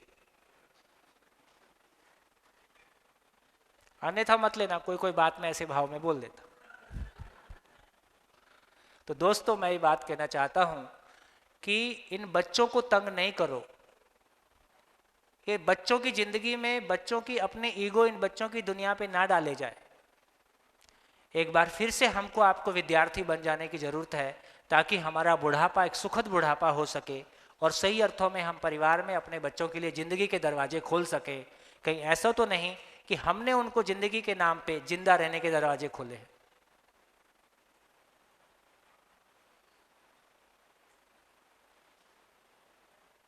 मेरी कोई बात आपको ठीक ना लग रही हो तो बिल्कुल यहाँ कोई ऐसा नहीं है, सिंपल शेयरिंग है। इतना ही फर्क है कि मेरा एडमिशन कुछ साल पहले हुआ है, आपका एडमिशन कुछ साल बाद हो रहा है। तो यहाँ कोई उस तरह की असमानता वाला वो चक्कर नहीं है कि हाँ भाई यहाँ जो आपकी जिस बात पे असहमति है आप जोर से बोलिए हमारी असहमति है। तो बोलिए क्या निष्कर्ष निकला?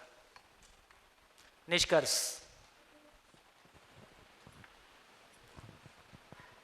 इस पूरी चर्चा से क्या निष्कर्ष निकला लिख डालिए। जिनके पास कॉपी पेन है वो अपनी कॉपी में लिख डालें, जिनके पास कॉपी पेन नहीं है वो अपने दिल में लिख डालें। एक बार सोचिए कि क्या सोच के अब तक हम जी रहे थे, किसको जीना मान रहे थे, किसको जिंदा रहना मान रहे थे, है ना? एड्रेस जिंदगी का सही है या किसी गलत एड्रेस को सही मान के चल रहे हैं? कहाँ पहुँचेंगे? इस राह पे पहले भी हजारों लोग चले हैं, जहाँ वो पहुँचे थे वहीं पहुँचेंगे।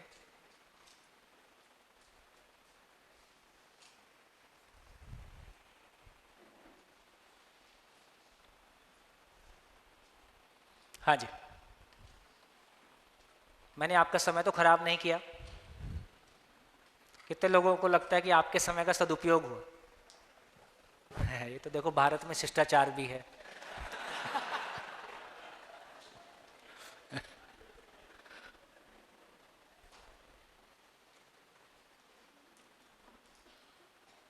अपने दिनेश प्रजापति जी और दिनेश भाई और दशरथ भाई, मैं आप लोगों को, मैंने पिछले अभी अहमदाबाद में एक शिविर किया था जहां दिनेश भाई ने शिविर किया, और इस पूरी बात को समझने का आगे एक प्रोसेस है। तो मैंने भी डिस्टेंस को थोड़ा सा मुश्किल मानते हुए, दिल्ली में एक सेंटर है, रायपुर में एक सेंटर है जहां हम लोग काम करते हैं, तो दिनेश भाई ने कहा तो मैं तो पूरी बात समझने वहीं आऊँगा। तो जो भी आपका बिजनेस है उस सब की जो भी व्यस्तताएं हैं उसको, उसके बावजूद जिस इंटेंसिटी के साथ आपका परिवार इस बात में लगने के लिए तैयार हुआ है, और अभी विसनगर में शिविर है, अभी वहाँ सूरत में, भरूच में शिविर है, तो लगभग तीनों भाई, तीनों बहुएं, सारे बच्चे, उनकी वाइफ, पूरा का पूरा परिवार उस शिविर में शामिल हो रहे हैं। तो दोस्तों मैं ये कहना चाहता हूँ, बिल्कुल ताली बजाने लायक बात है, मैं ये कहना चाहता हूँ कि अभी करियर के नाम पे हम इंडिविजुअली डेवलप होना चाहते हैं, पूरी फैमिली साथ चले, इस करियर की दौड़ में हमारा परिवार छूट गया, या तो वो घर से दूर चले गए, या भावनात्मक रूप से घर में हैं तो भी कहीं ना कहीं दूरियां आपस में आती हुई दिखाई देती हैं। तो जो भी हमारी वर्तमान उपलब्धियां हैं उनको बचाए रखते हुए कैसे उनको हम मल्टीप्लाई कर सके, मुझको लगता है कि उसका एक सुस्पष्ट रास्ता दिखाई देता है। मुझको खुशी होगी, हमने 2-2.5 घंटा चर्चा की है, आप 2-2.5 घंटा, जिस आपके फेस पे मैंने कोई इस बीच में थकान नहीं देखी, किसी ने उबासी भी नहीं ली, कर देते ना बीच में, तो मुझको बहुत खुशी है जिस तरह का ये 2.5 घंटा हमने साथ बिताया है। मैं चाहूँगा कि कुछ लोगों की तरफ से एक फीडबैक, जो भी 2.5 घंटा हमने चर्चा की उससे क्या उपलब्धि हुई। हाँ, ये जीना हमको आ जाए इसके लिए 8 दिन का शिविर, और वो अभी शिविर के लिए मार्केटिंग नहीं कर रहा हूँ क्योंकि वो ऑलरेडी पैक हो चुका है। 334 लोग का रजिस्ट्रेशन पे हमने उसको लॉक किया है क्योंकि 300 से ज़्यादा की हमारी कैपेसिटी नहीं है भरूच की। लेकिन फिर भी अभी हॉल में बैठे हुए कितने लोगों को लगता है कि भविष्य में यदि हम शिविर ऑर्गेनाइज करते हैं तो मैं 8 दिन का पूरा शिविर करना चाहूँगा? ठीक है, बहुत बढ़िया। हाँ, अच्छा, ये गुजरात में चूंकि ये बोलने वालों का बड़ा माहौल है और काफ़ी ये भी एक, तो इस शिविर की कोई फीस नहीं है, हम तो कोई पैसा लेते नहीं, और जो ऑर्गेनाइज करते हैं उनको कोई पैसा चाहिए नहीं, तो केवल अपना एज ऑन एक्चुअल भोजन का शुल्क वो आपके लिए देय होता है। आप घर में रहते तो भी खाते, है ना, तो घर से और पैसा नहीं लाना हो तो घर से चावल दाल सब बांध के ले आना, वहीं बना लेना, और ना तो हमारी तरफ से कोई अपेक्षा नहीं है। तो हमारा शेयरिंग निःशुल्क है, एक भाई बहन के रिलेशन के साथ निःशुल्क है, और इसी तरह से पूरे देश में ये शिविर चलते हैं। तो किसी तरह की कोई फीस नहीं है, किसी तरह का कोई एडवर्टीजमेंट नहीं है। चलिए बोलिए, माइक दीजिए, माइक। इस 2.5 घंटे में क्या मैसेज आप तक पहुंचा और क्या काम की बात मिली, कुछ लोगों से शेयरिंग हो जाए, फिर समापन की ओर ले चलते। आप સોમભાઈ શ્રી ત્યાગીજી આપ અહીંયા પધારી અને આ બધાને જે જ્ઞાનગંગા આપી તે બદલ વિસનગર સમસ્ત પરિવાર અને સમર્થ પરિવાર તરીકેથી હું આપનો ઋણી છું। આપે જે કંઈ વાતો કરી એ ખરેખર પોતાના જીવનમાં દરેકના ઘરમાં ઉતારવાની જરૂર છે, પણ આપણે બધા હોબળીને કોને આ હોબળી કાઢી નાખીએ છીએ। અમારી ગુજરાતી ભાષા છે એટલે જરા તમને હોબળવામાં તકલીફ પડશે, પણ મારું કહેવાનું એ છે કે તમે આ 2-2.5-3 કલાક જે અમને જ્ઞાન પીરસ્યું એ સમસ્યા દરેકના ઘરમાં છે। આજે હું બેઠો છું, મારા ઘરમાં પણ સમસ્યા એ જ છે, પણ 5-10% કદાચ નહીં પણ હોય, પણ તમે કીધું એ બધું લાગુ પડે જ છે, બધાને અહીંયા બેઠેલા છીએ અને પણ એનો સોલ્યુશન તમારા જેવા લોકોના હોબળ્યાથી જો આવે અને જો પોતાના ઘરમાં થોડું ઘણું અમને ઉતારે તો જ તમારી આ રીએ સફળતાના યોગ છે એવું અમે ગણીએ છીએ। અને અમે એમ માનીએ છીએ આજે મારા ઘરમાં કંઈક બને તો મને એમ થાય બનવા દો ને, થોડું ઘણું બને અને વધારે બને છોકરાને ક્યારે જુદો મૂકી દઈએ, આ રહ્યું સોલ્યુશન। પણ આ સોલ્યુશનથી પરમિનેન્ટ સોલ્યુશન આવતું નથી એ જુદો રહીને કરતો હોય જ કરે, પણ જુદો રહીને વિચારો ભેગા રાખે, ભલે એને તમે વ્યવસ્થા માટે અલગ મૂકો, પણ એને અલગ મૂક્યો દિલથી અલગ ના કરો. છોકરાને એને વૈચારિક રીતે એને તૈયાર કરી અને વૈચારિક રીતે જો એને અલગ મૂકશો તો અલગ નહીં, એ ભેગો જ છે. પણ એમાં ને એમાં કોમ્યુનિકેશન ગેપ બાપ દીકરાના જે વધી ગઈ, તમે જે વાત કરી એ બહુ મોટી થાય છે. આજે બધાને ખબર નથી, અત્યારે મોટી થઈ રહી છે, પણ થાય જ છે. એને રોકવા માટે તમારા જેવા માણસોની અને આ બધાને પીરસવાની જરૂર છે. એટલે તમારા જેવા લોકો બધાને કંઈ ઘેર ઘેર જઈને પીરસવા શકવાના નહીં, પણ જે અહીંયા ઓડિયન્સ આવીને આજે બેઠેલું છે એ ઓડિયન્સને હું નમ્રતાથી, મારી કંઈ ભૂલ થતી હોય તો પણ મને માફ કરજો, પણ હું કહું છું કે તમે તમારા ઘરમાં ભાઈએ જે વાત કરી એ વાત તમારા ઘરમાં ઊભી કરજો, અને તમારું ઘર પોતાનું સુરક્ષિત હશે તો સમાજ આજે સુરક્ષિત છે, બધા સમૂહ સુરક્ષિત જ છે. પણ પહેલાં આપણા ઘરથી શરૂઆત કરવી પડશે, અને આપણે પોતાને જ આ વાતો આપણા જીવનમાં ઉતારી અને બોને આજે યુટ્યુબ લિંક તો મારું અહીંયા પૂરું કરું છું. ભાઈને હું ધન્યવાદ આપું છું. સ્ટુડન્ટ છું. નમસ્કાર, મારું નામ રીમઝીમ છે.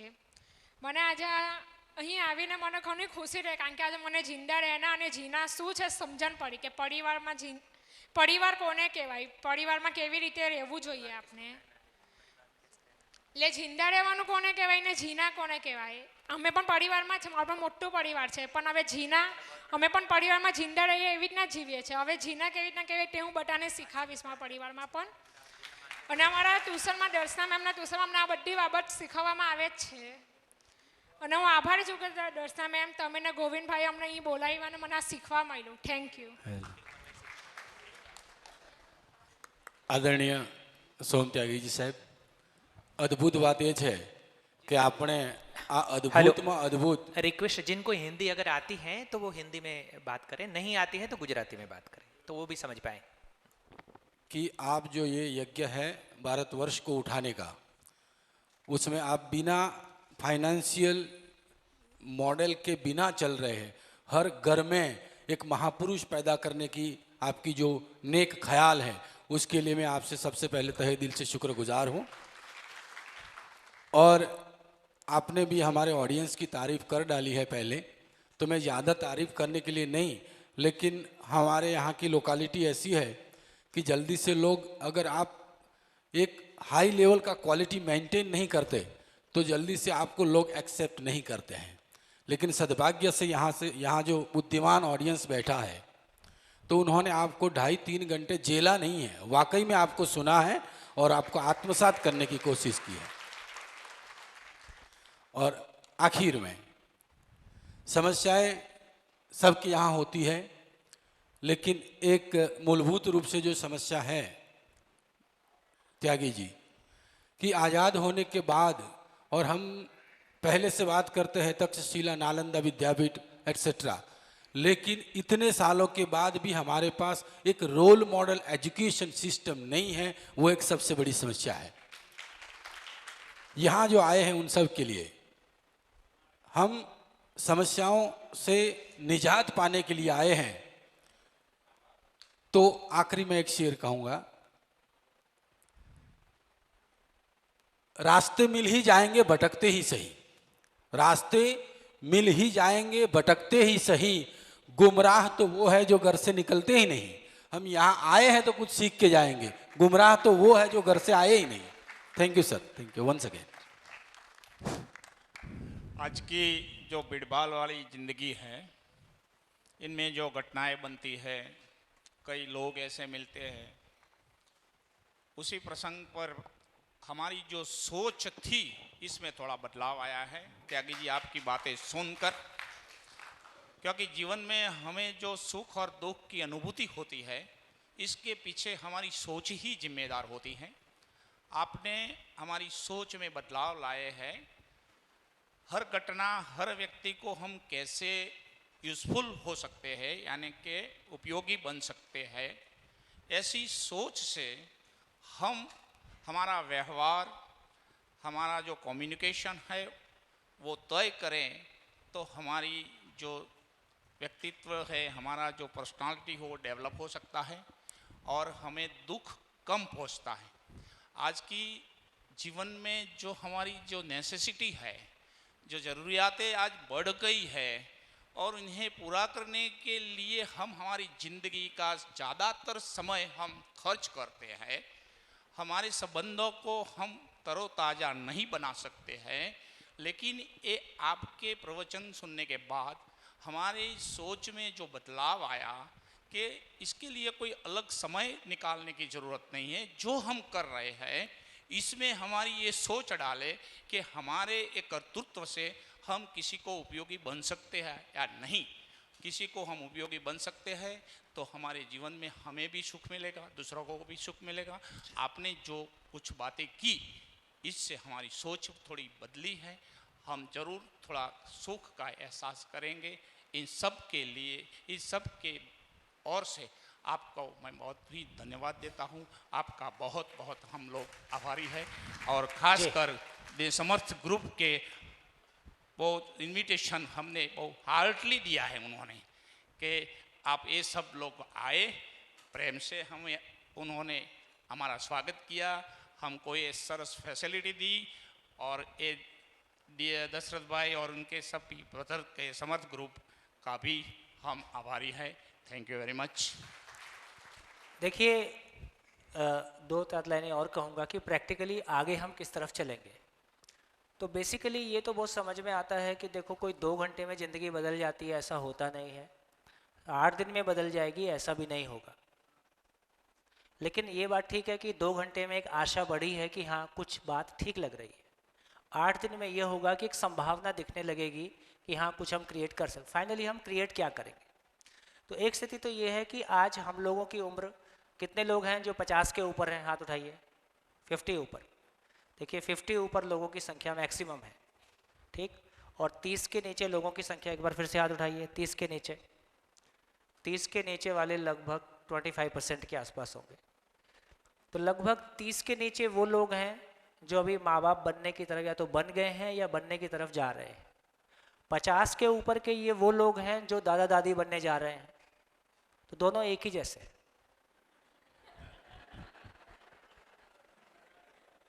इतना ही तो है। मैंने जिंदगी में 1-2 घटना मैंने नोटिस किया कि जब बच्चा पैदा होता है तो वो जन्म से जिज्ञासु है। हर बच्चा पैदा होने के बाद क्वेश्चनिंग करता है, ये क्या है, ये क्या है, लगातार पूछता है। फिर कुछ दिन के बाद माँ बाप और जिस जीवन शैली को वो आजू बाजू देखता है उसको समझ में आता है पैसा ही सब कुछ है। बी प्रैक्टिकल, जहाँ से पैसा आता हो काम की बात, पैसा नहीं आता हो बेकार बात। तो धीरे धीरे उसकी जिज्ञासा मर जाती है। फिर जिस दिन वो माँ बाप बनता है, फिर से एक बार बच्चे के समय फिर वो माँ बाप बना, जो 30-25 प्लस माइनस में जब वो माँ बाप बनता है फिर से एक बार उसके दरवाजे खुलते हैं। कैसे खुलते हैं? तो जो कमी मेरी ज़िंदगी में रह गई हो मेरे बच्चे की ज़िंदगी में नहीं रहना चाहिए। तो अपने बच्चे की ज़िंदगी को पूरा करने के लिए फिर से एक बार वो दरवाजे खोलता है और उसको लगता है कि संसार में जो दी बेस्ट हो वो मेरे बच्चे को मिले। तो ऐसे देश में हम बहुत सारे यंग माँ बाप को देखते हैं जो अपने बच्चों की एजुकेशन के लिए अपने प्रोफेशन बदल रहे हैं, शहर बदल रहे हैं और अपने बच्चे की एक बेहतर स्कूलिंग के लिए वो अपने तरीके से प्रयासरत है। दोस्तों, मैं ये भी कहना चाहूँगा, फिर जब 50 के लोग ये दादा दादी बनते हैं तो इनमें भी एक बार फिर से दोबारा एक लहर आती है उस बच्चे को देखकर कि इसको क्या बेस्ट दिया जा सकता है। तो मुझको लगता है कि शायद ये बच्चे हमको जोड़ते हैं, बच्चे पूरे परिवार को जोड़ते हैं। तो आगे योजना ये है कि अब ये बात बहुत क्लैरिटी के साथ में एक लाइन में समझने लायक है कि बच्चे हमारे आपके हैं। इनको समझ देने की जिम्मेदारी, संस्कार देने की जिम्मेदारी, किसी भी अच्छे स्कूल में पैसा देके आप एयर कंडीशन माहौल ले सकते हैं, लेकिन अंततः सैलरीड आदमी अपनी सैलरी के लिए बेचारा जॉब करता है। वो आपके बच्चों को ज़िंदगी देने की तैयारी से आया भी नहीं है और वो तैयारी जब आपकी नहीं है तो उससे भी क्या अपेक्षा करें। तो निष्कर्ष क्या निकला? निष्कर्ष ये निकला कि प्री प्राइमरी और प्राइमरी लेवल की एजुकेशन को समाज को अपने हाथ में लेना होगा। प्री प्राइमरी, प्राइमरी का मतलब है 10 साल का बच्चा।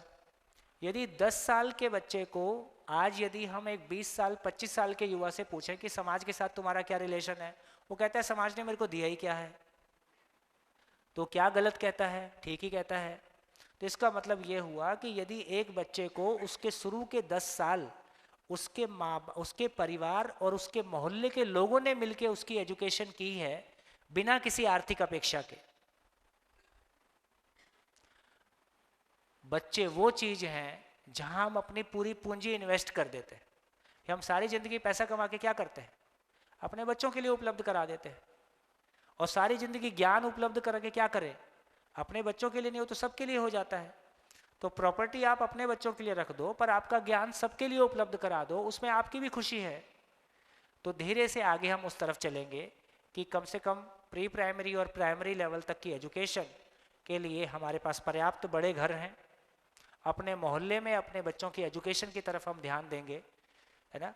कितने लोगों को इस समूह में लगता है कि हाँ ये एजुकेशन का काम हमारे खुद करने के लायक है, केवल हम बच्चों के लिए पैसा कमा के उनको सुविधाएं उपलब्ध कराएंगे, ये आवश्यक है, पर्याप्त नहीं है, ये उसके जिंदा रहने के लिए है, लेकिन उसके जीने के लिए हम जिएंगे, आचरण के साथ जिएंगे और हमारे बच्चे को हम आचरण पूर्वक जीने के लिए तैयार करेंगे। इसके लिए कितने लोग सभा में तैयार, देख लेना, दोबारा आके पूछूंगा, हाँ, है ना। तो ये बहुत सुखद स्थिति है। तो आप में से जितने लोगों की तैयारी होगी, फिर उनको हमने पिछले 8 साल में एक स्कूल चलाया है जिसमें कि हमारी बहनें बिना किसी आर्थिक, अभी 50-60 बच्चे हैं और 20 टीचर हैं, 25 टीचर हैं। तो जब समाज को लगता है कि टाइम की कमी नहीं है, रिसोर्सेज की कमी नहीं है, केवल एक प्लेटफॉर्म क्रिएट करने की जरूरत है जहां बच्चों को जिंदगी देने के चक्कर में हम जिंदगी पा जाएंगे, और हमको जिंदगी पाते हुए देख के बच्चे समाज को पहचान पाएंगे कि समाज कोई चीज है, परिवार कोई चीज है ना। बच्चों को सर झुकाने के लिए कोई जगह मिल जाए। जिस आदमी को सर झुकाने के लिए कोई जगह नहीं मिले, उसकी जिंदगी में कोई बड़ी घटना कभी नहीं घटेगी, क्योंकि उसके पास कोई रेफरेंस ही नहीं है बड़ा, है ना। तो दोस्तों आगे हम इस तरफ आगे चलेंगे, और मैं फिर से कह देना चाहता हूं, इस पूरे काम को हम और हमारे सारे मित्र बिना किसी आर्थिक अपेक्षा के करेंगे और आगे भी करते रहेंगे, और आगे आप सब भी इसको ऐसे ही करेंगे, क्योंकि बच्चों को ये भरोसा हो किसी ने आउट ऑफ लव मुझको कुछ दिया है। जिस दिन एक व्यक्ति ये स्वीकारता है कि सामने वाले ने, जिस दिन एक व्यक्ति ये स्वीकारता है कि सामने वाले ने आउट ऑफ लव मुझको कुछ दिया है, तब एक संबंध बनता है। यदि मैंने पैसे से कुछ खरीदा है, फिर संबंध किस बात का। तो एजुकेशन समाज का काम है, कम से कम प्री प्राइमरी प्राइमरी लेवल तक की एजुकेशन, और इसके लिए कोई पीएचडी की योग्यता की जरूरत नहीं है, हमको ही थोड़ा सा ब्रशअप होने की जरूरत है। उसके लिए जो आवश्यक होगा हम मिलजुल के करेंगे। बढ़िया, और कोई शेयर, और कोई बात आपको कहनी हो तो कहिए, नहीं तो हाँ।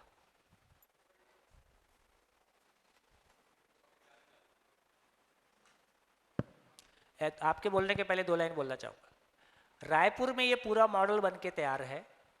एक प्रोटोटाइप हमने पिछले 8 साल में टेस्ट करके देख लिया। पूरा क्लास 1 से लेके 5th तक का कंटेंट हमने डिज़ाइन किया है, उस पर काम चल रहा है। भविष्य में आप लोगों की तैयारी होगी तो मिलके उसको और बेहतर करेंगे। हमारे मन में तो ये भाव है कि पूरे देश में ही नहीं विश्व में समाज का मूल काम है कि वो आने वाली पीढ़ी के लिए पीढ़ी को गढ़ेगा, और गली गली मोहल्ले मोहल्ले इस तरह। आपके जरिए जो वर्कशॉप लिया गया, ये सभी बातों का मेरे अपने लिए एक निश्चित तरह से मैं खुद समझ रहा हूँ, ये मेरी स्वयं की बात है कि जिंदा रहना और जीना, अगर इस वक्त इस वर्तमान के अंदर समाज में कॉम्प्रोमाइज़ जैसी कोई चीज़ सीख लेवे तो अभी बहुत अच्छी तरह जी सकते हैं। बढ़िया, पीछे दीजिए। थैंक यू दिनेश भाई प्रजापति और आप सोम त्यागी जी। मेरे को इसमें जो संवेदनशीलता और संवेदनशीलता की जो बात मिली वो बहुत अच्छी लगी, और जो संबंध के प्रति विश्वास और स्वयं प्रति विश्वास को जो नॉलेज मिला वो बहुत बढ़िया दिया है। और जो आपने जो बताया पहचान, अस्थाई से स्थाई के प्रति हमें जो जा रहे हैं, उसका जो आपने जो नॉलेज दिया वो बहुत बढ़िया दिया है। Thank you. पहले तो जिंदगी ऐसी लगती थी कुछ नहीं, नौकरी करो, ये करो, फिनिश, इतनी ही लाइफ होगी ऐसा लगता था। अब तो ऐसा लग रहा है नहीं, बहुत कुछ है करने के लिए। धन्यवाद। बहुत बढ़िया। आपकी बात से ऐसा लगा कि हमारे शाह जी हमारे मित्र हैं और पीछे वो पोषक पटेल जी कहीं होंगे, है ना? तो दो दो लाइन की आपकी पुराने लोगों की कुछ शेयरिंग हो जाए। मेरा नाम पोषक पटेल है। मैं गवर्नमेंट ऑफ गुजरात में जॉइंट डायरेक्टर हूँ एनिमल हस्बेंड्री में। मैंने पहला शिविर 2012 में किया था। शिविर से ऐसा पता चला, मेरा नाम पोषक था लेकिन मैं शोषक था। समाज के लिए शोषण करता था, पर्यावरण के लिए शोषित था, घर में बिल्कुल हिटलर था, ऑफिस में भी मेरी जो भी वे ऑफ बीइंग था, भाव था ही नहीं। अभी भी 99% जिंदा रहने के धरातल पे हूँ। अभी प्रैक्टिस करने के बाद भी 1% आगे बढ़ा हूँ ऐसा लग रहा है। और काफ़ी कुछ गैप दिख रहा है लाइफ में। कहाँ है वो पता चल गया। कहाँ पहुँचे, आपका जो वर्ड्स अभी भी गूंज रहा, कहाँ पहुँचे कहाँ पहुँचे कहाँ पहुँचे, तो बैंड बज गया था जिंदगी का। बाहर दिख रहा था कि अच्छा है, लेकिन पता चल गया कहाँ है। और वहाँ से जर्नी। देखिए 2012 में एक शुरुआत हुई, एक गैप आया, शायद ये भी अच्छा हुआ। अब दोबारा ये तो कंटिन्यूटी प्रोसेस है। जब तक वो वातावरण अपने आसपास नहीं बनेगा तब तक कंटिन्यूटी नहीं बनेगी। तो इस बार कैसे उस कंटिन्यूटी को एस्टेब्लिश किया जाए, धीरे से उस पर काम करेंगे। बिल्कुल जी। और मेरे साथ मेरा फ्रेंड है, मेरी बीवी, मेरा बच्चा भी आज आया हुआ है। और शिविर में हम भरूच आ रहे हैं फिर से एक बार, मेरे गुरुजी के आश्रम में ही है, तो साथ में 10 दिन रहेंगे आपके साथ। बहुत बढ़िया, बहुत बढ़िया। Thank you, thank you, thank you Som भाई। मैंने पहले भी आपकी शिविर की थी राधे उपवन में अहमदाबाद में, और मुझे बहुत अच्छा लगा। मेरे जीवन में भी बहुत फ़र्क आया इससे, मेरे रिलेशनशिप में, मेरे जीवन में, मुझ में खुद में। और कहती भी है मम्मी और पापा भी कहते हैं आज कुछ बदला बदला भी तू लग रहा है, तो ये भी इफ़ेक्ट आया है। और इसके हिसाब से मैंने सोचा कि क्यों ना मेरे कुटुंब में और मेरे आसपास जितने भी लोग हैं उनको भी मैं ले आऊँ। तो मैं आज 3 घंटे के सेशन में पाटन से मैं लेके आया हूँ। मेरी सिस्टर है, मेरे जीजा जी हैं, मेरे भाई हैं, भाभी हैं। तो मैं भी चाहता हूँ वो सब भरूच में भी आए और ज़्यादा हम साथ मिल के भी ये सब काम करें और सब एक दूसरे के लिए जिए, एक दूसरे के साथ जिए। बहुत बढ़िया। आपके साथ आए सभी लोगों का स्वागत है। पोषक पटेल जी के भी साथ सभी लोगों का स्वागत है। नमस्कार। अभी हम लोगों ने 2 घंटे का 3 घंटे का जो सेशन किया, वो सेशन तो थोड़ा उसका नज़र मिला अपने, लेकिन मैं सबको एक बोलना चाहता हूँ कि आप शिविर करो, और शिविर करो तो पूरे परिवार के साथ करो। मैंने भी शिविर किया था पूरे परिवार के साथ। उसकी उपलब्धियाँ बहुत है जो बोल नहीं सकते, लेकिन समझ सकते हैं। जो अंदर इंटर रिलेशन होता है, जो भी होता है उसका, और अपने परिवार का और दूसरे परिवार के साथ भी जो संबंध बनता है, वो खुशी की बात है। वो खुशी फैलाओ और एक दूसरे से, जैसे दशरथ भाई ने हम लोगों ने पहले सुरेश भाई के शिविर किया, फिर त्यागी की शिविर भी मैंने अहमदाबाद किया था, उससे काफ़ी कुछ निकला हुआ। और भरूच में भी मैं जाने वाला हूँ। क्यों जाने वाला हूँ वो सोचना आपको कि ये क्यों जा रहे हैं, वही आप सोचो कि ये बार बार करने से क्या फ़ायदा मिलता है। मैं बताऊँगा, जो आप करोगे तो ही फ़ायदा मिलेगा, और जीने की तरफ हम बढ़ेंगे, वही अपनी खुशी की बात है। बाकी जिंदा तो सब लोग रहते ही है। धन्यवाद। मैं कीर्ति पटेल, मैं भी मेरे परिवार के साथ यहाँ आया हूँ। अभी आज सभी यहाँ पधारे हमारे विसनगर परिवार की तरफ से मैं धन्यवाद देता हूँ आपको और गोविंद भाई समर्थ परिवार को कि विसनगर को आपका यह बहुत लाभ प्राप्त हुआ है। धन्यवाद। नमस्कार सर जी। दिसंबर में जब अहमदाबाद में शिविर हुई तो ज्वाइन किया। 2012 से दिनेश भाई बोल रहे थे कि ये शिविर चल रहा है, आप देखो, सोचो, समझो। उसमें आने में 6 साल लग गए। 6 साल के बाद चलो देखा कि इसको ट्राई तो कर लेते हैं। ट्राई करने के बाद शिविर कर लिया, फिर इसके बाद दिल्ली बनाने का सबने मूड बनाया, लेकिन मूड नहीं बना कि इसमें अभी डीप में नहीं जाए। 6 महीना जब शिविर फिनिश होने के बाद 6 महीना चारों ओर देखा, और फिर लगा कि जीने के कुछ जो लक्ष्य चाहिए है वो शायद यहीं से ही प्राप्त होएंगे, और इसीलिए आज भी यहाँ पे आए हैं और भरूच भी आ रहे हैं sir ji. Thank you. Shah ji. Shah ji surgeon है, संजय शाह जी, और आप उड़ीसा में एक आश्रम है जहाँ पे गरीब लोगों के निःशुल्क ऑपरेशन करते हैं और बहुत फ्रीक्वेंटली उड़ीसा जाते हैं। भैया नमस्ते जी। जीने का जो एड्रेस है वो तो आपने पहले ही मुझे दे दिया है और मैं उसी रास्ते पे चल रहा हूँ। तो आपके बारे में तो क्या बताऊँ, जो एक माँ जन्म देती है दूसरे आपके जैसे गुरु भी दे देते हैं। तो यही तो भाव है आपके लिए, और आपको मिलने के लिए ही या आपको देखने के लिए ही आ जाते हैं। थोड़ी बात इन लोगों के लिए भी मैं बोल दूँ, मुझे बहुत ही अच्छा लग रहा है सही में। मैं तो गांधीनगर में रहता हूँ, मगर आज मैंने देखा, मुझे लगा विसनगर एक गांव है या तो कुछ तालुका टाउन है, ऐसा एक मन में होता है। नो डाउट एक बहुत बड़ी एक भाव तो था। मिहिर भाई को मैं जानता हूँ और जो जोशी दादा थे उनको भी मैं जानता हूँ, वसंत दादा को मैं जानता हूँ। तो ये बहुत ही पवित्र भूमि है विसनगर। यहाँ बहुत अच्छे लोग हैं, बहुत अच्छे सज्जन हैं जिन्होंने बहुत अच्छा काम किया है। मगर आज मैं जो देख रहा हूँ ये बहुत गुणी जन है ये लोग, क्योंकि ये इतने ऐसे माहौल में इतने लोग इकट्ठा हो जाते हैं। और आप जैसे बार बार पूछ रहे 30 के नीचे कितने, 50 के ऊपर कितने, बहुत सारे लोग हाथ उठा रहे हैं। यहाँ ने युवा वर्ग भी इतने ही गुणी है यहाँ पे। तो ये मैं तो बताऊँ ये विसनगर का भी सौभाग्य है कि इतने अच्छे लोग हैं यहाँ पे। और ये जो समर्थ परिवार है जिनका नाम मैं पढ़ रहा हूँ, सही में वो समर्थ लोग हैं जो जिन लोगों ने ये अपॉर्चुनिटी ले ली है कि ये समाज के लिए हम भी कुछ करें। नीचे डायमंड भी लिखा है तो ये डायमंड ही है तो बहुत ही अच्छी बात है। मैं आप सबको प्रणाम करता हूँ और मैं चाहता हूँ कि ये 2-3 घंटा सोम भैया के साथ रहना, मैं तो बहुत रहा हूँ उनके साथ। जब भी छत्तीसगढ़ जाता हूँ ज़्यादातर उनके पास चला जाता हूँ, उनके साथ रहता हूँ। मगर मैं बताऊँ कि ये 2-3 घंटा रहना, उससे भी आगे अगर 7 दिन की जो शिविर है वो अचूक आप करिए, वो आपके ही लिए है, आपके जीवन के लिए है।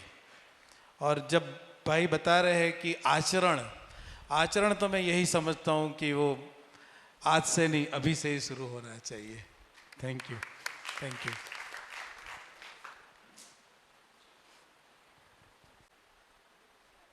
सोम त्यागी जी इधर आए और हम सबको जो चीज़ हम हमेशा कुछ ढूंढते रहते हैं कि अपनी लाइफ में सुख, शांति, समाधान परिवार में कैसे आए, वो चीज़ के लिए हर आदमी हमेशा कोशिश करता रहता है।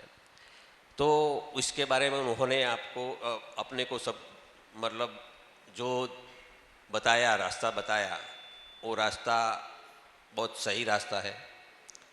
और हमारा परिवार लास्ट 5 साल से जुड़ा हुआ है, सब लोगों ने शिविर किया है। फिर भी हमने सोचा कि नहीं, ये तो क्या है कि ये हमेशा सीखने वाली बात है।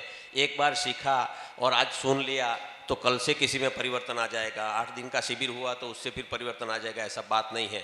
आज भी दिनेश भाई हर 2 महीने 10 दिन के लिए उधर सेंटर जो हापुड़ है उधर उसकी यही चीज़ समझने के लिए दर 2 महीने वो 2 साल तक जाने वाले हैं।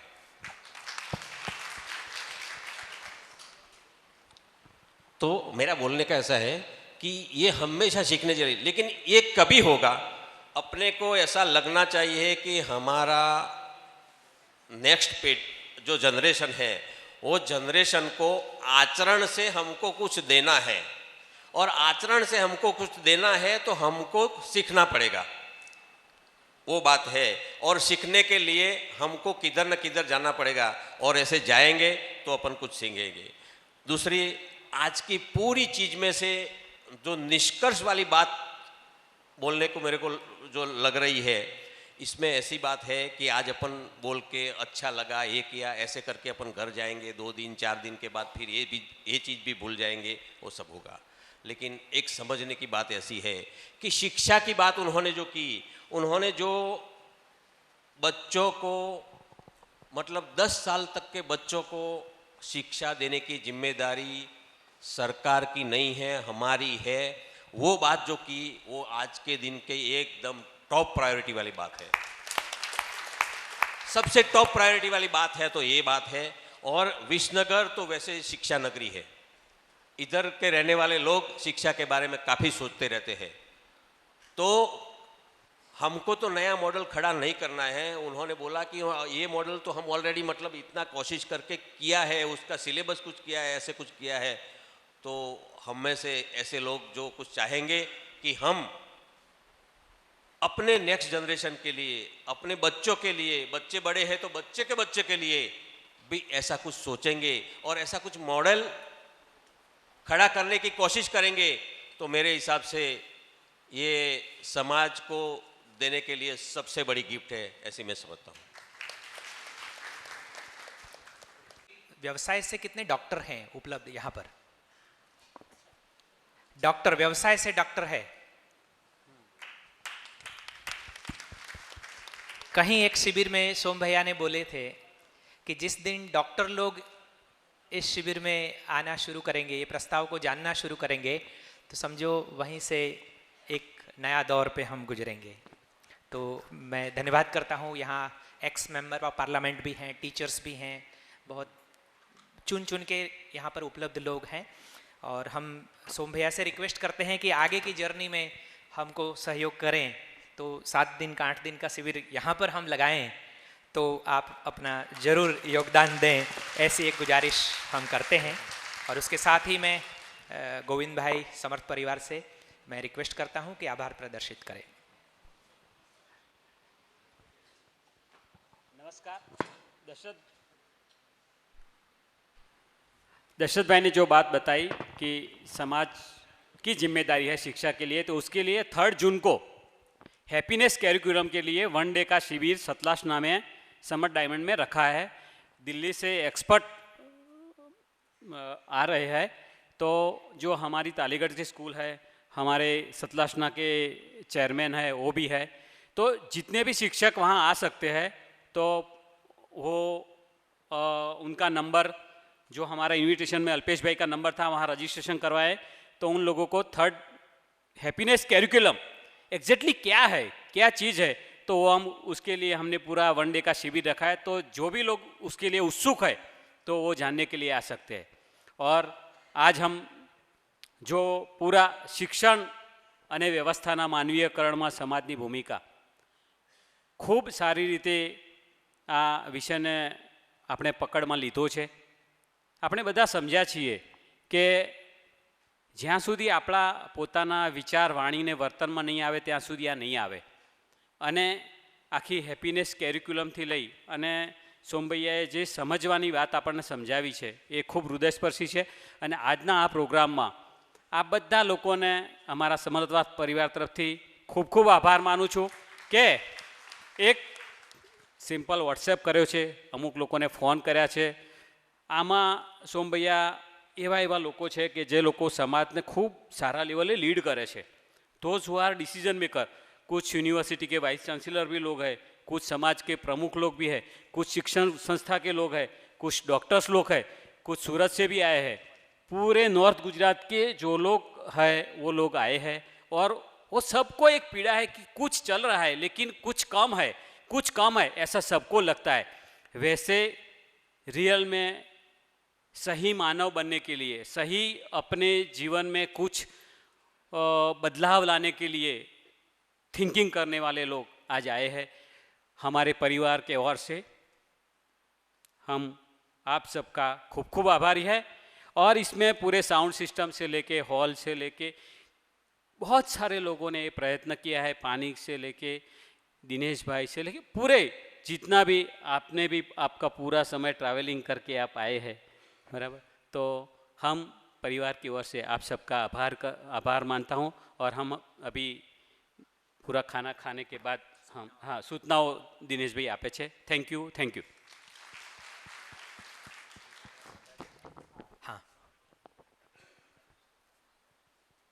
हेलो, देखिए दिनेश भाई ने मेरे से कहा ज़रूर था कि विसनगर में हम कुछ लोगों के साथ बैठेंगे। तो मैं भी सोच रहा था अपने मिलने वाले 50-60 लोग 20-25 लोग बुला लेंगे, हो सकता है उनके साथ में 1-2 घंटे बैठना होगा। पर इतना सुंदर आयोजन हो सकता है और इतने सारे लोग और इस कैपेसिटी के लोग उपलब्ध हैं, तो आप लोगों को मेरी ओर से बिल्कुल नमन है। लेकिन जो 2.5 घंटे में जो भी हमारी चर्चा हुई उसके आधार पे जो उत्साह आप लोगों में बना है, तो मैं फ्यूचर तक का बता दूं कि 1 से 20 दिसंबर वो जो एक विद्यालय की बात हम कर रहे हैं उसका पूरा नाम ही दिया है अभिभावक विद्यालय। तो बेसिकली स्कूल की परिभाषा दिया है कि अभिभावकों की संयुक्त अभिव्यक्ति विद्यालय है, पेरेंट्स का जॉइंट एक्सप्रेशन ही विद्यालय है। स्कूल कोई कमाने के अपने बच्चों की ज़िंदगी पे धंधा करें, ये समाज के लिए शोभनीय नहीं है। कहीं से भी कमाएं, शिक्षा में लगाएं तन मन धन, क्योंकि हम आने वाली पीढ़ी गढ़ रहे हैं। तो वो जो काम हमने छोटा सा प्रयास किया है उसमें अभी बहुत सारी कमियां हो सकती हैं, लेकिन वो जैसा भी है हम उसको आपके सामने शेयर करेंगे। लेकिन ये उन लोगों के लिए है जिनकी दिसंबर तक एक अपनी तैयारी हो जाएगी कि वो उस कंसेप्ट को समझ सके। तो उसके पहले आपके 1-2-3 शिविर हो जाएं, है ना, तब तो यदि जिन लोगों को इंटरेस्ट होगा 1 से 20 दिसंबर 19 अभिभावक विद्यालय, और ये एक फ़ोन नंबर है जिनसे आप बात कर सकते हैं जिन्होंने उस विद्यालय को शुरू किया, अनीता बेन। ये वैसे मारवाड़ी है लेकिन एक गुजराती सज्जन से इनकी शादी हुई, तो ये गुजराती मारवाड़ी दोनों है तो संभवतः गुजराती भी बोलती होंगी। तो इनसे आप बात कर सकते हैं, और मुझको लगता है कि जैसा आपका पूरा एक एम्बियंस बना है, इसमें समझना और चीज़ों को खड़ा करना कोई मुश्किल नाम नहीं है।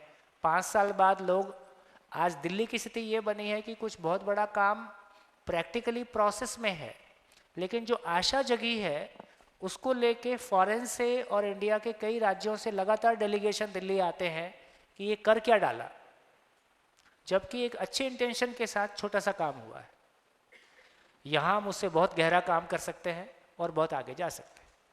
Thank you. जिनको जीवन विद्या के बारे में और अधिक जानकारी चाहिए उनके लिए यहाँ YouTube पे बहुत सारे वीडियोस और पूरे शिविर डाउनलोड किए हुए हैं। आप जब भी समय मिले तो जीवन विद्या सर्च मारेंगे, सोम त्यागी जी सर्च मारेंगे, आपको बहुत सारे वीडियो उपलब्ध रहेंगे। सोम भैया बारी बारी से बोल रहे हैं 2-2.5 घंटा, लेकिन मैं आपको याद दिलाऊं अभी 4.5 घंटे से हम इस क्लासरूम में बैठे हैं। 8:45 बजे शुरू किए थे। आमतौर पर 1-2 घंटा होता है तो खड़ा होने का मन करता है, लेकिन ज्ञान की प्यास ऐसी चीज़ है कि एक बार वो दिल को लग जाए तो फिर बाकी सारा शाप ताप वो सब शमन हो जाता है, और ऐसा माहौल आप लोगों ने दिखाए हैं। सभी का धन्यवाद। यहाँ पर अभी भोजन के लिए हम यहाँ समाप्त करते हैं कार्यक्रम को। इसी हॉल में भोजन लेना है, इसीलिए आपको रिक्वेस्ट है कि थोड़ी व्यवस्था, मतलब ये कुर्सियाँ हटाना और सब अरेंज करने के लिए थोड़े टाइम के लिए बाहर हाथ पाँव पानी बाथरूम जाना है। बाथरूम के लिए जेंट्स के लिए बहुत सारे बाथरूम्स मेरे राइट साइड में, मतलब उस साइड में जेंट्स के लिए हैं, महिलाओं के लिए लेफ्ट साइड में है, एक छोटा सा बाथरूम आगे भी है। तो हम यहाँ पर रुकते हैं। खूब खूब धन्यवाद। Marth Diamond, spreading happiness.